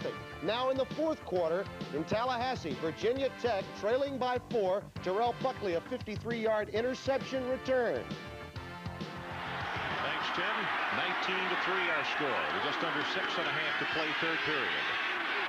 White, good protection this time. Lets it rip, and Pedro Cherry stepping out of bounds at the Tennessee 43. That might have been as good a ball as White has thrown tonight. He let it rip to the sideline. He knew where he was going there. You see the secondary drops. Just an easy zone coverage. The quarterback comes in, the out route down to the bottom of the screen, and there he is throwing it right on the button to Cherry. Nice throw. He actually read it right that time, threw it on the timing, and that's when the guy throws the ball well. Any of us throw the ball well when you know where you're going with it. Yes, sir, they went after. J.J. McCluskey came in the ballgame replacing Jeremy Lincoln, who went out either with the hamstring pull or with the cramp just a moment ago. So Auburn came back and tried him out since he's new in the ballgame. Williams belted down, but he's inside the 35 to the 34. Very close to a first down. No, not from where they marked it. He's going to be short by a yard. Here's the counter again. This time you see Baxter closed down. You see Selby closed down, and Williams pops out outside. He's got some room to run. He takes it north-south after he hits it up the field. He's been their best runner so far tonight. Curtis Fields, number 23, is the one who hit him with a shoulder-high tackle. Pumps once, going to go long, and he is looking for Greg Taylor in the end zone. Touchdown.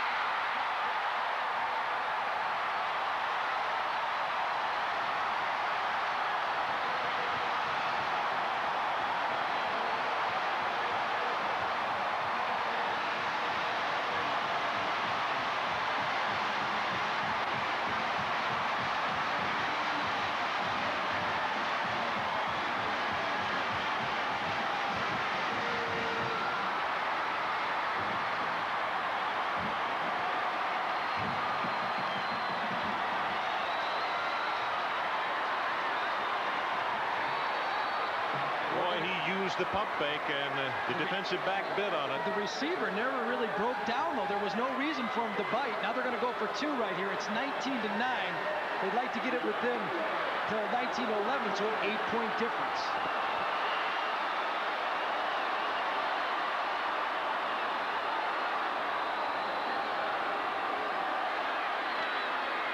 Overton in motion.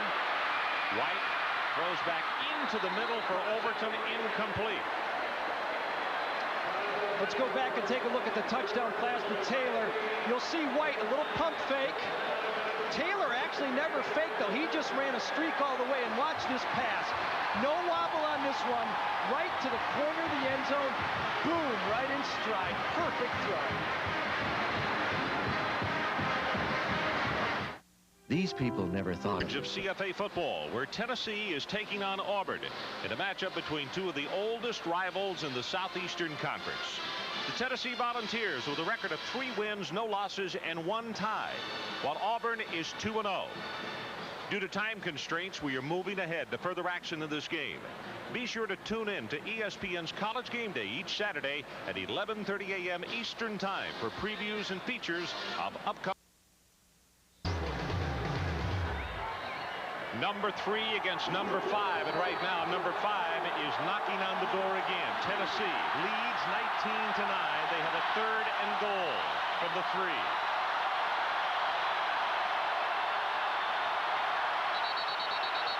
Marker goes down, and I think you could see movement on the right side of the Tennessee line. Right tackle moved. Just a little bit he flinched. I think it was Patrick Lenore, number 65. It just kind of moved just a little bit prior. I think the point again, Ron, right in front of the student Before the ball was snapped, had movement by an offensive lineman, still 3rd down. They changed end zones at the end of the quarter, and now they're right in front of the student section. They might have had a play in that. Kelly calls a Tennessee timeout. So we'll take a break with the Vols up by 10. Heard from an old friend. Is brought to you by Thrifty Car Rental. Because it's your money.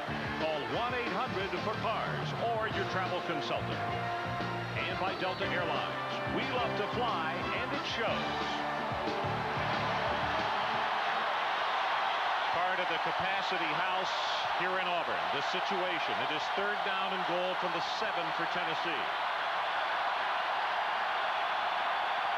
Kelly trying to call an audible. I don't know for the world if they can hear him. They run option. The pitch to Amsler. Touchdown, Tennessee.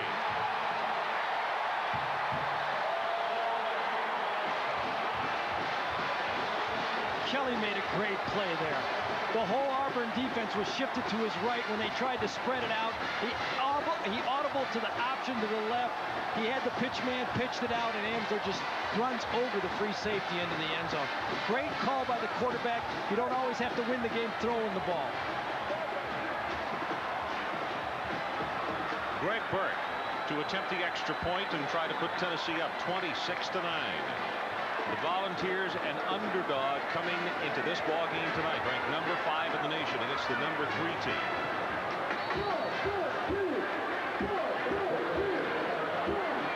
Jason Julian, the holder. He splits it. Greg Amsler, 10 carries for 40 yards and 2 touchdowns.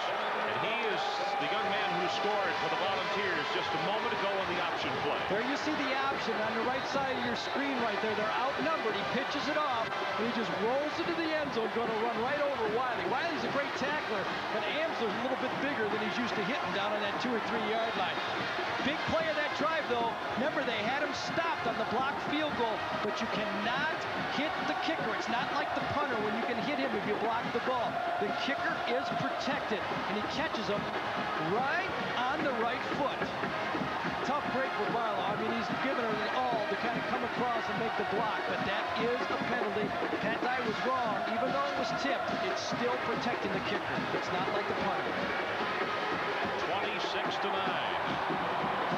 Still an entire quarter to go with the exception of 5 seconds. We talked to the coaching staff and said they're prepared to go with the no-huddle offense. And just for this situation, let's see if they break it out right now. They need to hurry up and score some points. Put Stan White under the gun and calling it at the line of scrimmage. They've got to get as many plays as they can in this short. They've only got 14 minutes left in the game. Herbert Casey for the 15. Breaks it out. 35 to the 40, and he's out to the 44.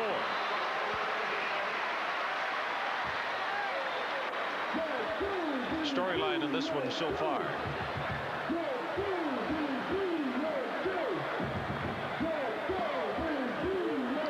Auburn penalty on the field goal block. Volunteers go on to score 10 turnover points for Tennessee. Amsler, 40 yards, 2 touchdowns, and White, 12 of 27, 168 yards, and 1 touchdown. Williams. Darrell tries to cut it back to the left side. He'll have a couple of yards. Tim Brando, what is going on now? Over in the Pac-10 in Tucson, Arizona rarely loses. Well, watch quarterback George Malulu on 4th down, trailing by 7 in the final drive. He's picked off by Ray Sanders. Now Cal would settle for a safety, and the final score 30-25. Very rarely does Dick Tomey lose at home, but it happened against Cal tonight. Back to Ron. Ed King, the All-American guard for Auburn, coming off the field. Whether it is a cramp or if he did injure his knee, we'll have to wait and see. You see him favoring that right leg. Right leg for sure.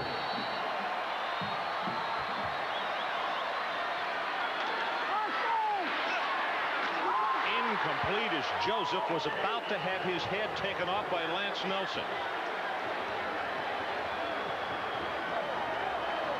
Before Ed King was taken off right there, Auburn was hustling up to the line of scrimmage to go with a no-huddle offense.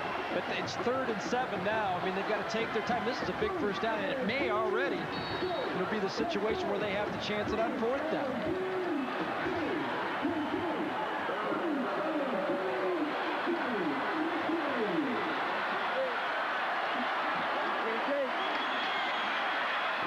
Zings it to his tight end Baxter across the 45, and that's enough for the Tiger first down.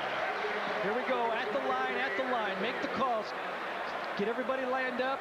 A couple calls, you call it out to your interior linemen, and you give the signals to your wide receivers.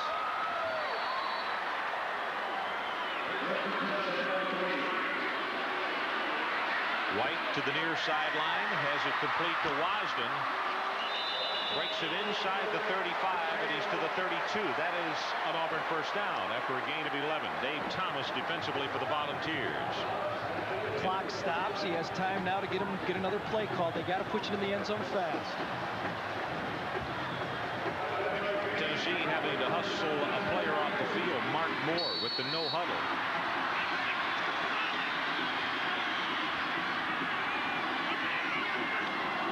Tennessee coming with a blitz. Quick pass, and he hits the hot receiver at the 26. That's 20, Herbert Casey. Tennessee has had success with this bear look. They're going to put 7 people up there now because of the wide out, spread out. You can't pick them all up, so you have to get rid of the ball. Good job by Stan White.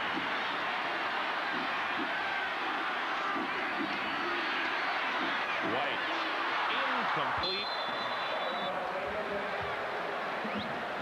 So that'll stop the clock. Tony Russell couldn't get up high enough for that one.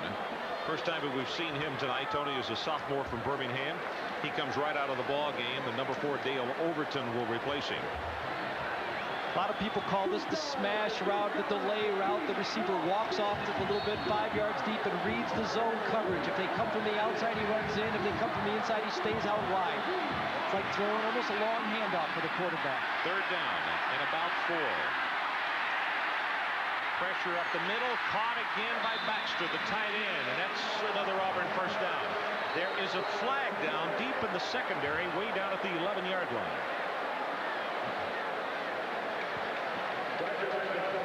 Did Tennessee have illegal participation? 12 men on the field. We'll see. I'll tell you, Auburn has been doing this so quickly, and Tennessee still has tried to make substitutions. Moore was killing himself just a moment ago at 275. It's kind of hard to sprint just to get off the field. Had a substitution infraction. It had 12 men. One of them trying to get off the field. Penalties refused. That first down. There you see Dave Thomas trying to get off the field. You know, if you get more rest staying in the play than running off that fast like that. Coach, leave me out there. It's too tiring to come out. 26-9, Tennessee. Hit in the backfield is Williams, and he will have a loss of 2 yards as Kerry Bailey. The junior from Morgantown, West Virginia, smells it out and drops him for nothing. I think you may have seen one of the last running plays we're going to see from the Auburn offense tonight until they get real close. Baxter in the lineup.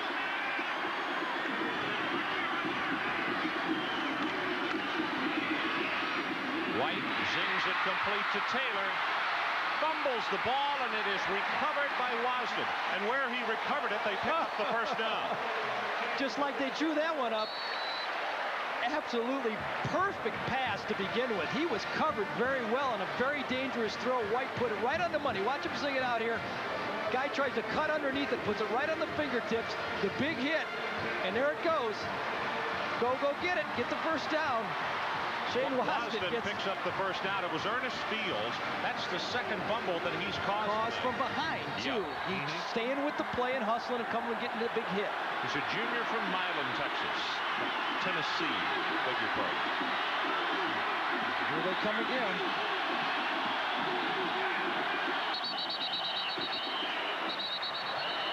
Whistles and flags. As there was a certain amount of consternation on that offensive front by Auburn as Tennessee. The ball was snapped. We had illegal movement of the ball to the center. Still be first down. Tennessee, as Gary had just said, was bringing 8 men to the line of scrimmage. You know, there's some types of blitzes where you don't have to disguise it. When everybody's coming and you know you got them outnumbered and they spread the field out like that, there's not much way to disguise it. They're just going to come and they're saying you're going to have to throw it quick, Stan. White ball tipped and incomplete. Mark Moore got a hand on it. Now let's finish that important play in the last drive, because this is what it reads in the rule book. Rule 913A. Section 7. When a player other than one who blocks a scrimmage kick runs into or roughs the kicker or holder, it is a foul. 1990 NCAA rules interpretations. Well, we didn't have the right section, but we had the rule pretty close. Section 7. Draw play. Joseph breaks off a tackle at the 10 and is down for the 8. Dale Carter caught him just below the knees and shaved what could have been 6. About to hit 12 minutes left in the ball game. 14 carries, 51 yards for Joseph. Here they come. Here comes the kitchen sink again. Pressure is on. Pass is tipped and incomplete. Fields is the man who was all over White, and it was Carter who came within a breath of going about 94 yards for a touchdown. Fields put the pressure, and he had to throw the ball, and then those defensive backs can just run at it. Look at, he's got nowhere to throw the ball. And Carter, if he gets a hold of that one, you're going to change the scoreboard. But as a quarterback, there's nothing else you can do. You got to throw the ball. Von Weil with a field goal attempt. Ball will be placed down at the 15, so it's a 25-yarder.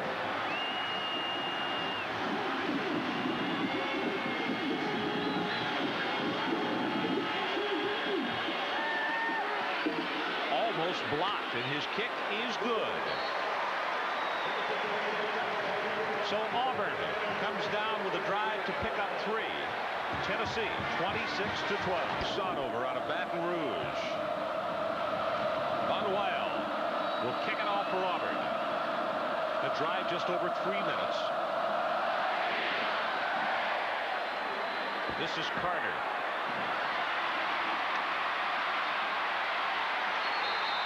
He gets tattooed at the 15-yard line.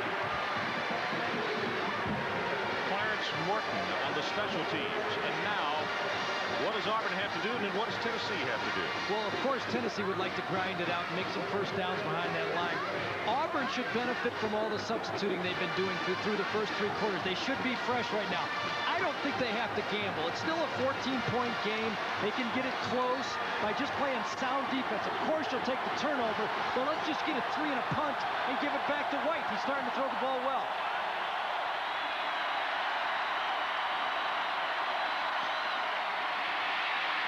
Thompson stopped for nothing. By the way, after that kickoff return, Dale Carter went limping off the field. The trainers came all the way out to the hash mark to meet him. So for the next time that Tennessee goes on defense, we'll keep an eye, because he is the starting free safety and really is highly thought of. And now Thompson is shaken up. The trainers come out to meet him.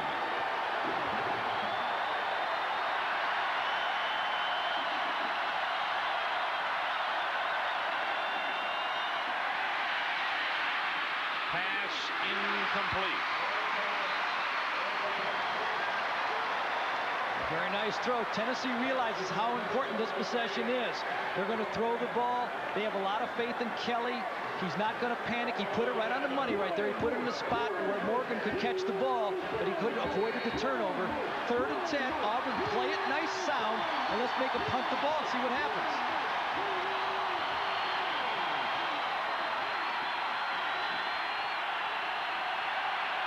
Third down, and the Auburn crowd all standing, making noise.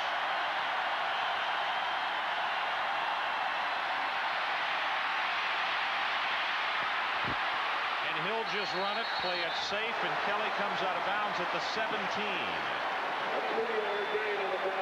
Larry Young ran him out of bounds. Auburn stands to get very good field position out of this.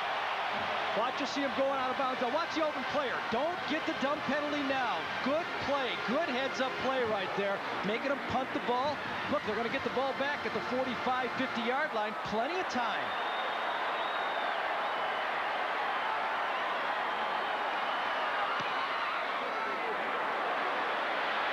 Waston at the 39. Looks for a crease. Gets knocked ahead to the 50. Mark Adams on the special teams. So Auburn takes it over with good field position. We'll be right back. Jackson, Fred Edelstein.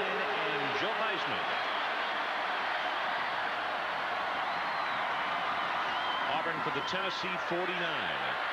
White rolls it, got it away way too late, and then was punished by Casey Rogers after he threw it way back at the 40. Casey Rogers knows Stan White pretty well tonight. He's been in his face all night. White really didn't have anybody to throw to. Kind of waited till the last second, throws it. Welcome to the SEC. Threw it out of bounds, though. That's a safe place to go with it. 19 of 37, 1 interception, 211 yards, and 1 touchdown. And for Stan White, he has missed his last 5 passes.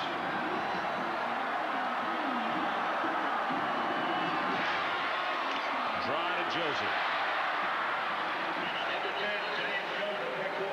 Auburn will look at a 3rd down at about 6 as Dotson comes from the middle, and also Mark Fletcher. Going with no huddle, but again, at this point in the game with 10 minutes to go, it's 4-down territory. They got to go for it.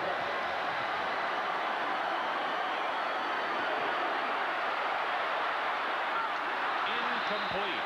Dale Overton was the man he wanted.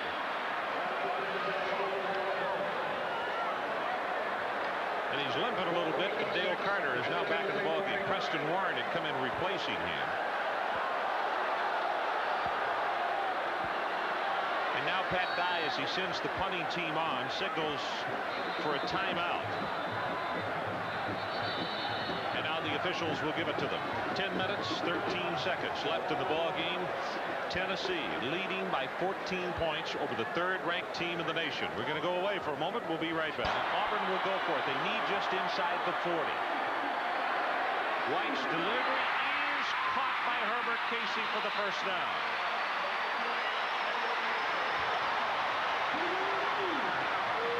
Obviously, that's a big play on 4th down. They went for it. They wanted a punt. Now they got new life. 4 more downs. They're in the no huddle, calling plays. Take your time. You don't have to force it. Just make completions. Move the chains. White's delivery intercepted by Tennessee. That's Hardy. And now they're going to say incomplete. I beg your pardon. That was a linebacker who had dropped 12 yards off the ball. What they're giving them is kind of a zone look, but then they're matching up in the zone, kind of pattern reading to figure it out. And this is what you can't do. You can't force the ball into the zone like this. He read zone. He didn't read the matchup zone like they're trying to play. Just throw the ball, pitch and catch. You don't have to gain 15, 18 yards. They're going to give you the short one, take it.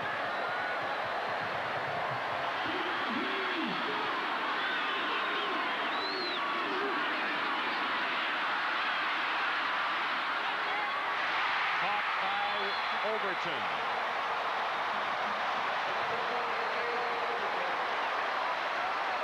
Good for 16 yards. This time he comes out, a little moving pocket, puts a little touch on it, throws it over the defense to Overton. Get your feet in, get out of bounds. Very, very nice. Well, they put one in the end zone here. It's going to be real tough for the Tennessee team to just run the ball. They're going to have to put it in the air coming back also.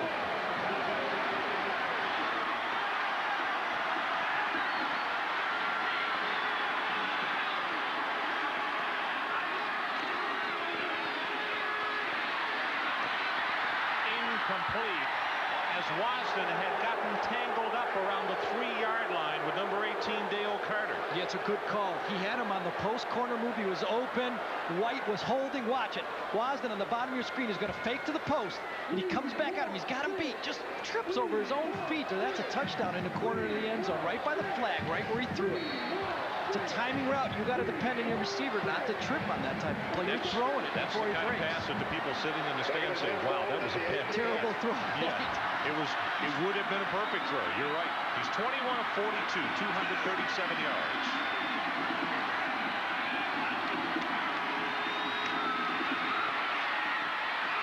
Complete to Taylor, and boy, does he get wrapped up by Hardy.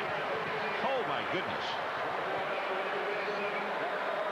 Here you'll see it. He half rolls to it. This is an audible also. And Lance Nelson, I think number 90, is going to be in his face again. He's got a quick delivery. No, it's Chris Mims. I'm going to vote for new different colors for Tennessee's jerseys. Complete inside the 9-yard line, and that is close. It may be a first down. Greg Taylor. Very tough to see on those jerseys up here, but Stan White is finding the right ones, I'll tell you right now. I asked Doug Dickey about it at halftime, and he said this is the way Johnny Majors wanted the numbers, but we were not the first ones to question it because they're not outlined. See, there's not a dark border around them. Well, you can tell which ones are white and which ones are blue. You really don't care as a quarterback, but as an announcer you do. I'll tell you that.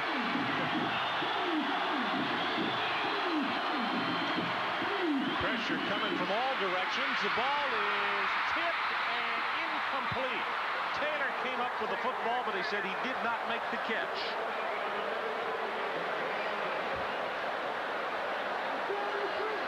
Here you see it from behind. He misreads it again. There's a guy right in the middle of the field, and he almost gets the touchdown pass out of it. You know, that's Dotson again. Dotson, it's the scheme, though. You got to give credit to the defensive scheme because he's got Stan White off balance all night. He thinks he's got a guy wide open, and there's a linebacker standing right in the vision.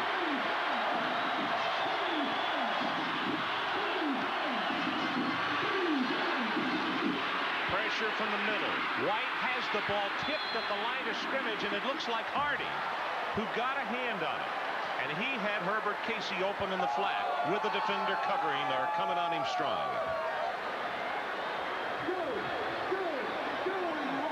Here you see it. They're all coming at him. He's got a guy to throw to here, but knocked it down. Watch Stan White. He's upset in the back. Hardy, nice play. Guy 6'3", jumps, knocks it down. 46 attempts. That's not the type of record you like to set. White, incomplete. Cherry is the guy that he wanted in the end zone. There was some contact there, but the ball was not at all catchable. It was way behind the receiver, and there's nothing the defender could have done. In fact, the receiver kind of slowed down to cause the contact. So now, fourth down. Here it is again. He turns, throws it, but as you can see, it's well behind the receiver, and that's not pass interference. Well, let's see if he can pull another rabbit out right now. I mean, he's got fourth and very tough yards right now. 9 yards from this end, 8 yards. 26-12. Tennessee by 14.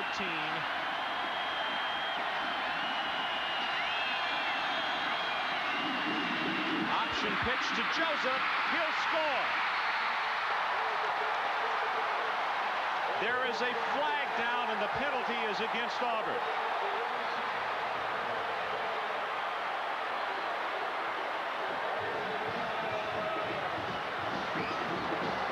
It's been the little things all night that's really caused Auburn to throw this game away. The little procedures, guys not lining up in the right spot. That illegal shift, that two men moving at the same time. Be fourth down again. It was an audible call. Somebody didn't stop and get set. The guy in motion, somebody shifted after he made the audible, and that's what caused the play.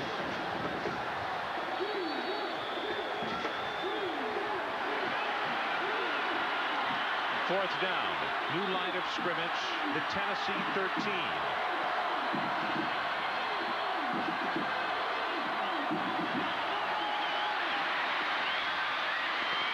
Caught and touchdown Overton.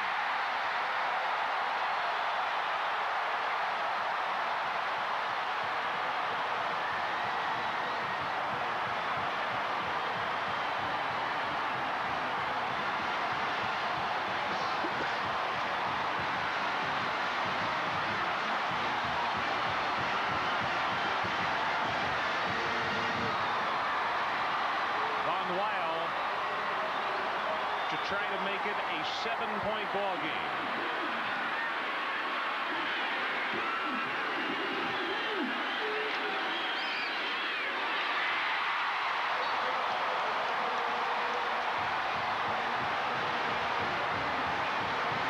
Fourth down and 13.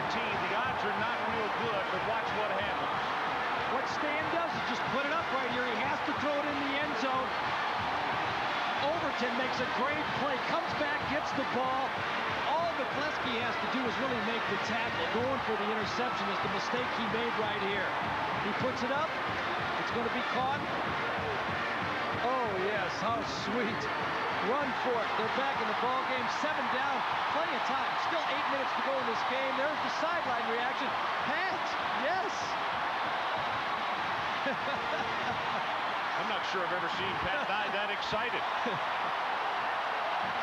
So, 8 minutes and 28 seconds left to play. It is a 7-point ball game. There you see Dale Overton, a walk-on who earned a scholarship, and it was well worth it right there. Came back, reached for the ball. It was still on the 1-yard line. If J.J. would have just made the tackle, he didn't need to intercept the ball, just knock it down would have been enough. Pat Sullivan, the former Heisman Trophy winner, working with Stan White. Got 8.5 minutes. Everybody's going to tell him, calm down, we'll get the ball back. If our defense puts the stop, we have time to win this game. Short kick is going to be taken at the 14-yard line by one of the blocking backs and tackled as he crosses the 20-yard line. Mario Brunson took the kickoff. He's one of the blocking backs. Morton made the hit. And you can hardly hear yourself think here in Auburn, Alabama right now. Well, this is when the offense has to prove it can win a game on the field. Can they run the ball in this type of circumstances? That's why everybody loves to have a running offense. So just for this circumstance.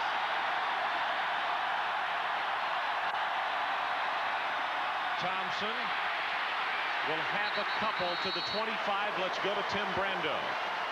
Ron, the last time Auburn lost a game at home, it was to Florida State. And tonight, Florida State had a tough time in Tallahassee with Virginia Tech. They get Miami next week, and Bobby Bowden will be going after win number 200 in his career. Miami, you ask, against Iowa. It's the third quarter score now.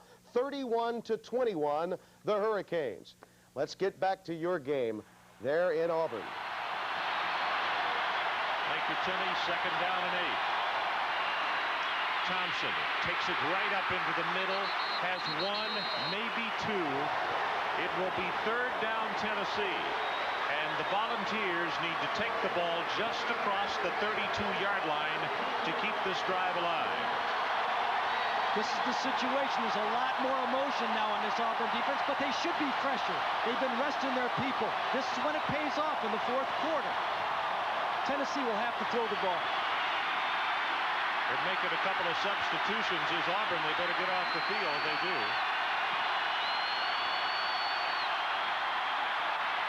Kelly throws it complete, and he is going to have the 1st down.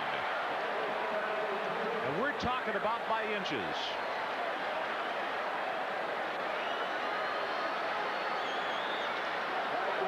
Quickest way to take a crowd out of a ball game is that right there. As Pickens, who has been silenced in the ball game, of course he was shaken up, but that is a 1st down Tennessee. All right, get it back. It's just a 1st down. Auburn still plays solid defense right now. They've got to force Tennessee to throw the ball. If they can grind it out running the ball, the game is going to end.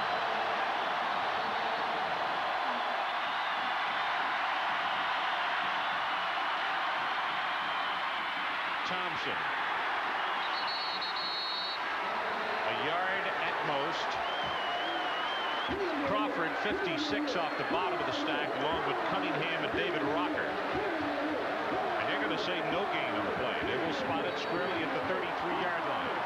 They ran it right into a corner blitz that time into the sideline. Barlow was coming right off the corner position in a rolled-up secondary. 8-man front, tough to run the ball. Auburn's definitely gambling.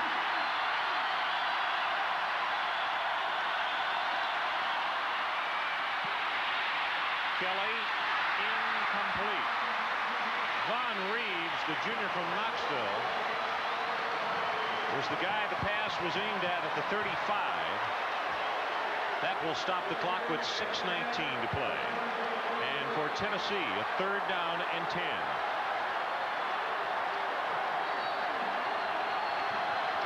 Kelly had a guy open that time. It was a little too high of a throw, and it's very tough for those big guys, those big tight ends, to catch a ball like that.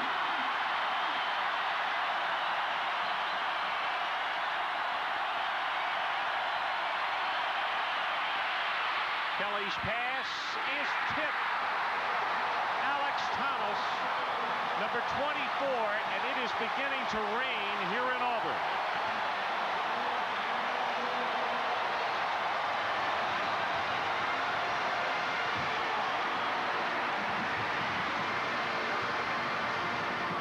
Joey Chapman to punt for the Volunteers. Not a heavy rain. 40% chance is what we had for tonight, and this is a gorgeous kick. Waslin from the 22, and he has his feet taken out from under him at the 29. Well, let's look at the scoring summary in case you were not with us from the outset of the telecast tonight. Burke with a 35-yard field goal, Tennessee 3-0. Then Burke with a 32-yarder, Volunteers 6-0. 12-0 as Alvin Harper took an 82-yard pass from Kelly. Went for two, that failed. Greg Ansel with a 3-yard run, 19-0 Tennessee. Auburn got on the board. Von Weil with a field goal of 36 yards, 19-3, and we'll finish the recap in a moment as the Auburn Tigers back on offense. White gets it away. Baxter, his tight end, out close to the 40-yard line. Ernest Fields is the man who popped him. Close enough for a first down, so they're going to wave in the chain, stop the clock. That's going to give White some time to talk to everybody. Keep him up at the line, though, Stan. Well, let's go back to the scoring summary. Then Greg Taylor, the 34-yard pass from White, 19-9 as the two-point conversion failed. Ansler with a 7-yard run, and Tennessee went up by a margin of 26-9. Then 26-12 in the fourth. Von Weil with a 25-yard field goal. And just a moment ago, Dale Overton with the 13-yard pass from White. 26-19, and that's how we stand. Here are the numbers on White as you look at the rain falling in Auburn. 25 of 49, one interception, 277 yards, and 2 touchdowns. Tennessee bringing a lot of folks as the pass is caught by Taylor. Wrestled out of bounds, and he is close to another first down. Carter defensively. He's a beautiful thrower. I mean, he just puts that ball. It comes in and out of his hand so fast you can barely see it. And he hits so many people when he's relaxed and throwing the ball on the run. That's the key to it. Those are quick breaking routes to the outside. When you've got a quarterback that can throw the ball so effectively against the blitz, it's tough to run that blitz. 5:37 left in the ball game. Tennessee leads by 7.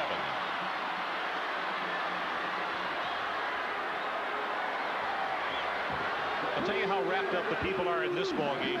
We haven't seen anybody go for even a raincoat, let alone an umbrella or anything else. They don't care if they get wet.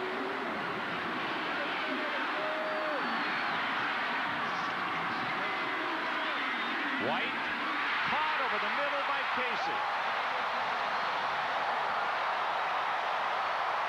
Fletcher was trying to cover, but that was a perfect route and pass.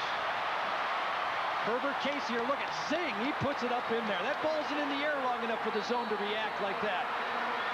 He's got a rocket for an arm, and he's relaxed now. He's throwing the ball like we saw him throw it in practice. You see Tennessee walking those linebackers up. Pass to the far sideline. That caught by Pedro Cherry.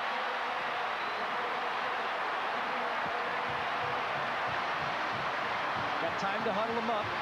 There's a lot of quarterbacks that like not to huddle up in this situation because it keeps the defense from substituting. Even though the clock stops, you like to keep your offense up there, make the guys they've got out there stay out there.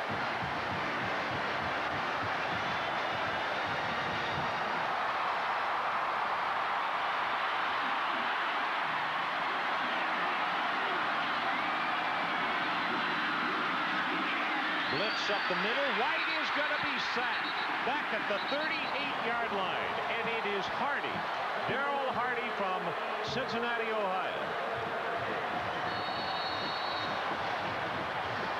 And now Auburn will call a timeout. The situation right there is Joseph has to move up behind the center and get that block. When this quarterback is under the center, he has to get away as fast as he can and depend on that fullback to make the block. He's the one that's assigned to that linebacker. A lot of times you'll see the fullback cheat up because there's no chance for him to get him from as deep as he is. He has to avoid the quarterback and then still try to make the block. And in that position, the quarterback has to understand the protection and give the fullback time to move up behind the guard so he can make his block. Well, tomorrow, 1 o'clock Eastern Time, Major League Baseball here on ESPN. Toronto at Boston. And Boston's right now 2 games up in that American League East. 7-5. They won today. 1 o'clock Eastern Time tomorrow here on ESPN. Lots of orange here tonight with orange and blue.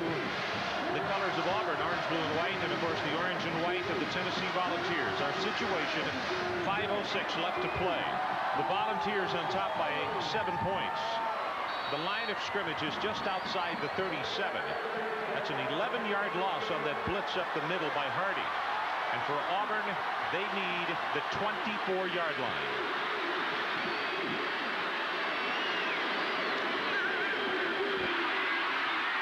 White, possibly tip and almost intercepted, and Hardy had his teammate knock it away from him. Tennessee only rushed 3 people this time, and when you rush 3 people and can still get a hit on the quarterback, that's very tough because the quarterback is looking at 8 guys dropping back in that secondary. There's not a lot of people to throw to. Mims comes from the outside. Looked like the ball almost slipped out of his hand, to tell you the truth. And the secondary, you'll see the defensive backfield, Floyd Miley right there, kind of runs into him and to jar it loose from his own player. 2 guys could have intercepted this ball. Look at fighting over it. 4th down, and Auburn will punt with 4:59 left to play.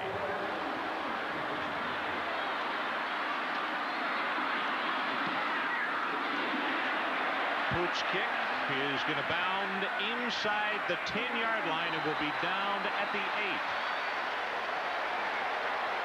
29 yards on the kick.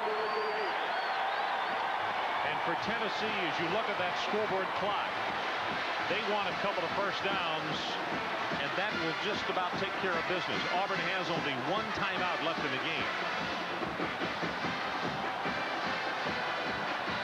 We will be picking the Visa players of the game, 1 from Tennessee and 1 from Auburn. Well, here you got it. I mean, we've set it up, the trenches, the battle of the trenches, and now the Tennessee offensive line is going to have to create a first down.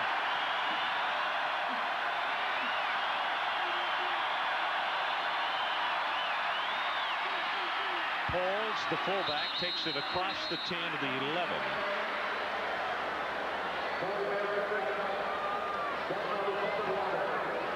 Ricky Sutton, the left outside linebacker, along with Cunningham, making the stop. You can look for Andy Kelly to keep an eye on the 25-second clock and run it all the way down to just about 0 before he snaps the football.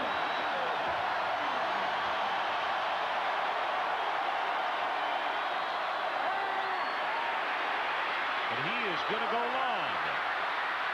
Incomplete, knocked away at the 40.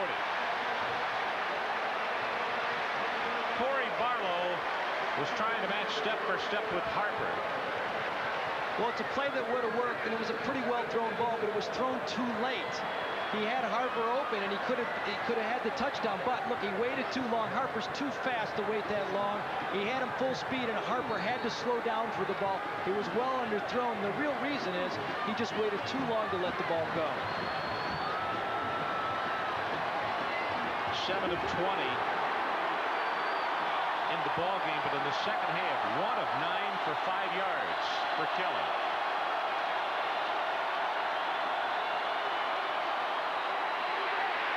Screen pass. Ansler caught behind the line of scrimmage. It will be 4th down, Tennessee. Great play by Darryl Crawford that time. Read it, stayed with this man. They tried to set up the screen, and Auburn succeeded. They punted the ball, and they're going to get it back in great field position. Watch him slice through there and make the tackle. Big play by Crawford. Joey Chapman, now his longest punt of the year is 74 yards. Wasden can't cheat up too much or he'll get one over his head.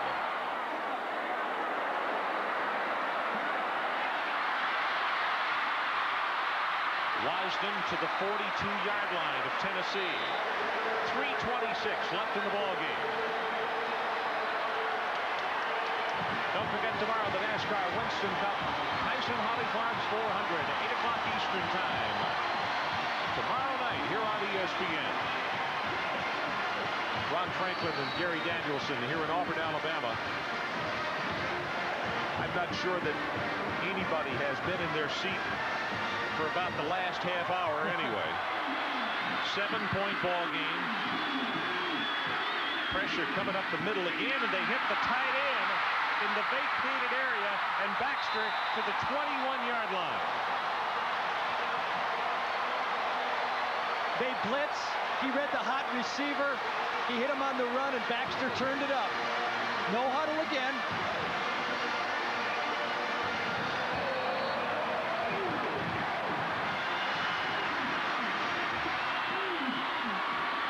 White, ball tipped at the line of scrimmage, and a chance at an interception as Mark Moore got a hand on it. It was Kerry Bailey who went diving after it was tipped. You got to give Tennessee that front credit. How many tipped footballs have we seen tonight? I know it's 4. At least 4, and they've been in his face on maybe 10 other throws that have either caused an incompletion or caused a couple interceptions also. And you never know what was behind that in the secondary. That's when those guys come up and say, hey, thanks, you might have saved my life on that one. Joseph on the draw. First down, Auburn Tigers, just outside the 10.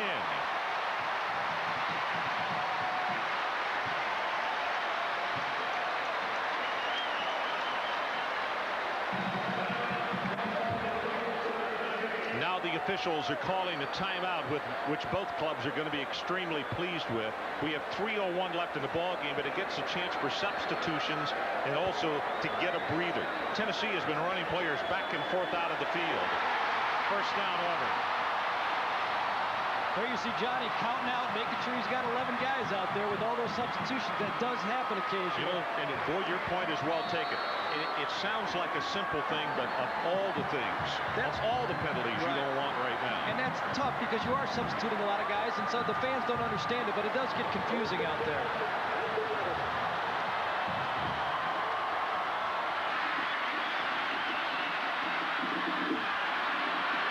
Auburn lines up in a goal line offense. Darrell Williams will not turn the corner.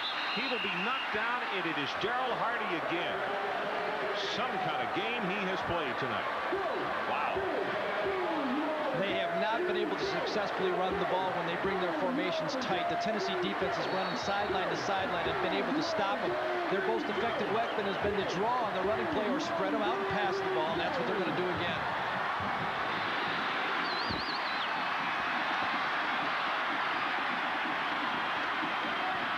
White over the middle, almost intercepted, knocked down, and he wanted to go to Fred Baxter, his sophomore tight end again. Fletcher cutting in front, playing a little possum there. Well, he's had so many throws over the middle when he's thought he's had guys wide open, and he hasn't been accounting for that free safety or middle linebacker that's freeing up.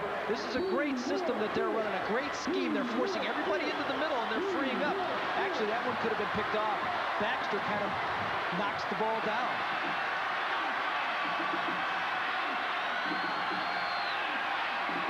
Tennessee coming on the blitz as they roll the pocket. Pass is underthrown. It will be 4th down. 10.5 yards to go. Auburn needs to go to the 1-yard line to get a first down. And the Tigers have a player shaken up at the 10. I think it's Eddie Blake. The big 310-pound junior college transfer. It's that ankle that's been bothering him before. That right ankle.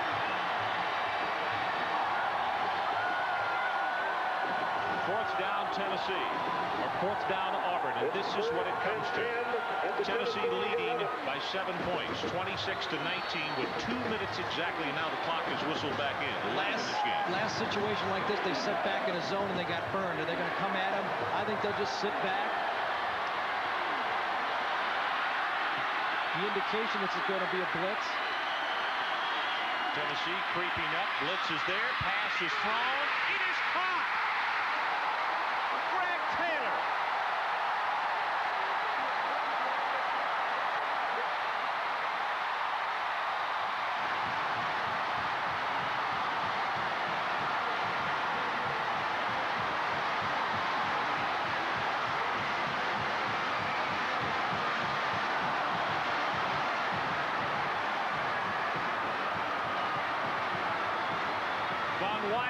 try to tie it. Tennessee has come close to a couple of blocks tonight.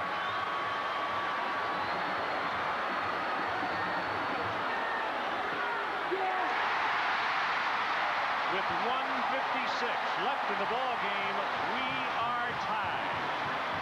It doesn't necessarily mean that Auburn's playing for the tie. There's still plenty of time in this game, and he's throwing it over to Johnny Majors right now. He says, are you going to play for the tie? Are you going to run the ball, or are you going to gamble after we kick it off to you? There's still time for them to get a couple stops, or if Majors decides to throw, get an interception. Here it is. He's just throwing it up, hoping a prayer here. Again, they go for the interception, and that's what caused the touchdown. All they have to do is make the tackle. Gary. One more look at it. He grabs it from the highest point. All-out blitz. They tried it both ways. You really can't blame the defensive call that way. One time it was his own. There you see the sideline reaction. So 2 fourth-down plays for touchdowns. You talk about the wisdom of a veteran coach in Johnny Majors. Tennessee did not rush that time to avoid getting a roughing the kicker again, which might have given Auburn an opportunity from 1.5 yards away to go for 2 to go in front. And on top of that, they don't want to fake to lose the game when they've got an all-out rush on also. But both reasons, it was the correct move to just lay back. It's going to be interesting to see what Tennessee does when they get the ball back.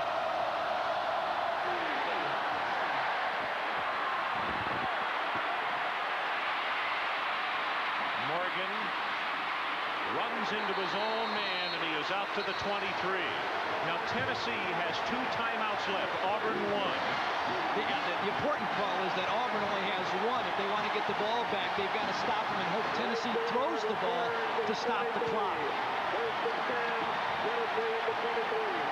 See, I don't think he's just playing for the tie right there. I think he has just as good a chance of winning this game by playing defense right now and throwing it back on the Tennessee offense, saying, do you want to make the tie?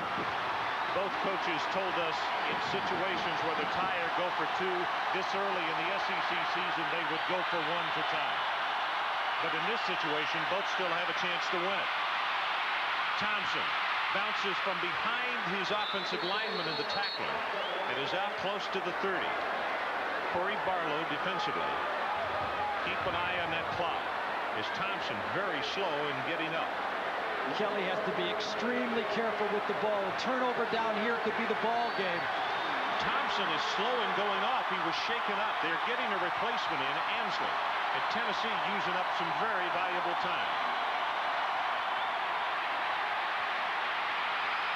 Kelly will run for it and have the first down plus about 8. Wiley from the secondary. Kelly didn't want to take a chance of throwing a pass that might be a bad one, and he picks up plus yardage. Now he's in the position on the field when he can throw the ball past the 50-yard line. A lot more confidence.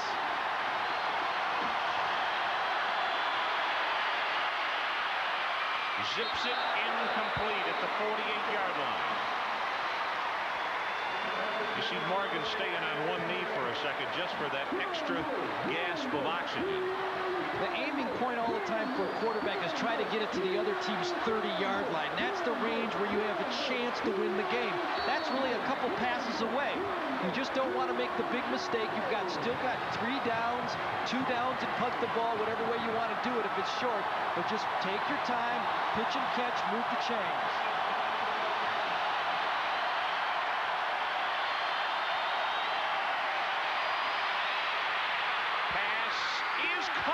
The 45-yard line, and I'll tell you what, Pickens was on his knees. He had fallen. One more completion like that, and they're in field goal range, but that was the only place it could have been thrown. That is only his second pass completion of the second half.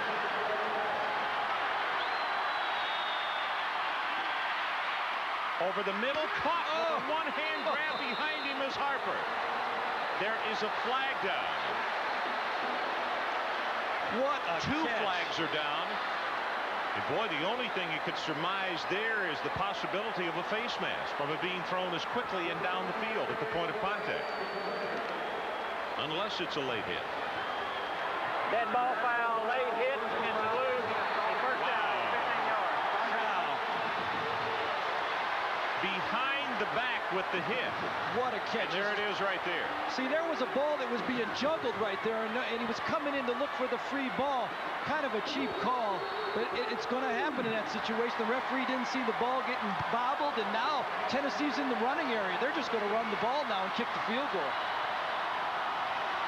Clock is running. 29 down to 28. Tennessee straight ahead with the run. Tony Thompson.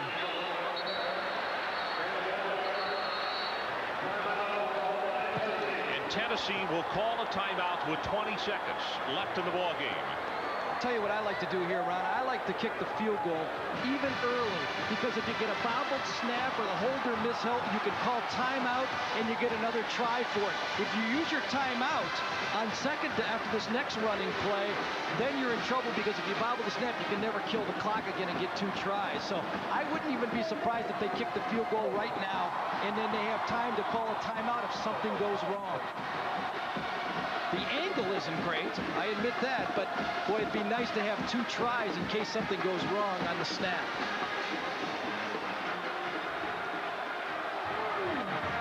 That was one of the best catches. I mean, that ball was thrown behind, and he just reached back, just reached behind his body and made the reception.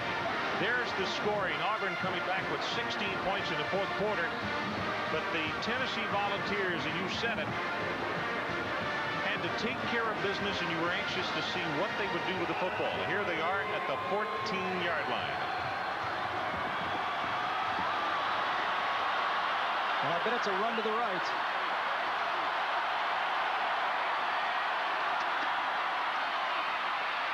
He takes it to the middle of the field and goes to his knee with 15 seconds left, and Tennessee has just called their final timeout of the ball game.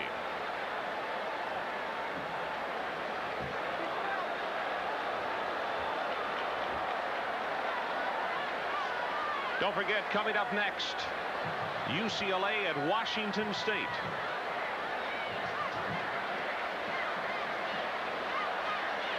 Greg Burke is a senior from Key Biscayne, 6'1", 190 pounds. You saw Andy Kelly roll to his right, take it just to the middle of the field, and go down on one knee so that the ball will be squarely resting there. Can't ask for anything better. It's better than kicking from the 30 where I was aiming for. They got it down there, and it's just it's not going to be a distance isn't going to be a problem. 34 yards. He just has to keep it straight.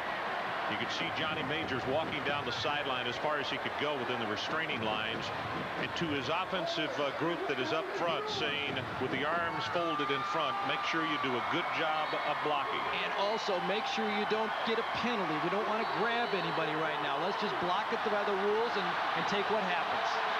This attempt will be 34 yards.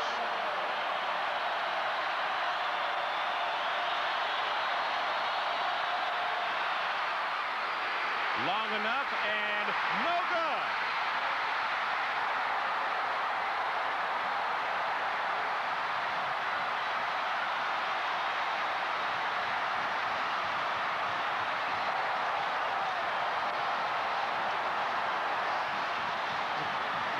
And now there is a marker at the 23 that probably is for the Auburn celebration.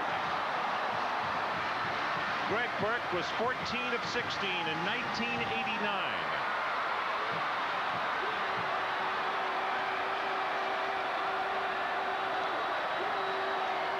The flag will be for the celebration against Auburn. There are 11 ticks left on that clock. After the play was over, we had too many men on the field off the bench. Go there, delay a game, 5-yard penalty, a first down. Yeah, let's not have any fun. I mean, the guys ran out there. It's the biggest game of the year. They're hugging each other, so we're going to call a flag on that one. That's searching for a penalty right there. From the 15-yard line. And Auburn is going to run it out. They are not going to take a chance. They have the safety valve standing at the 3, and White will go down on one knee.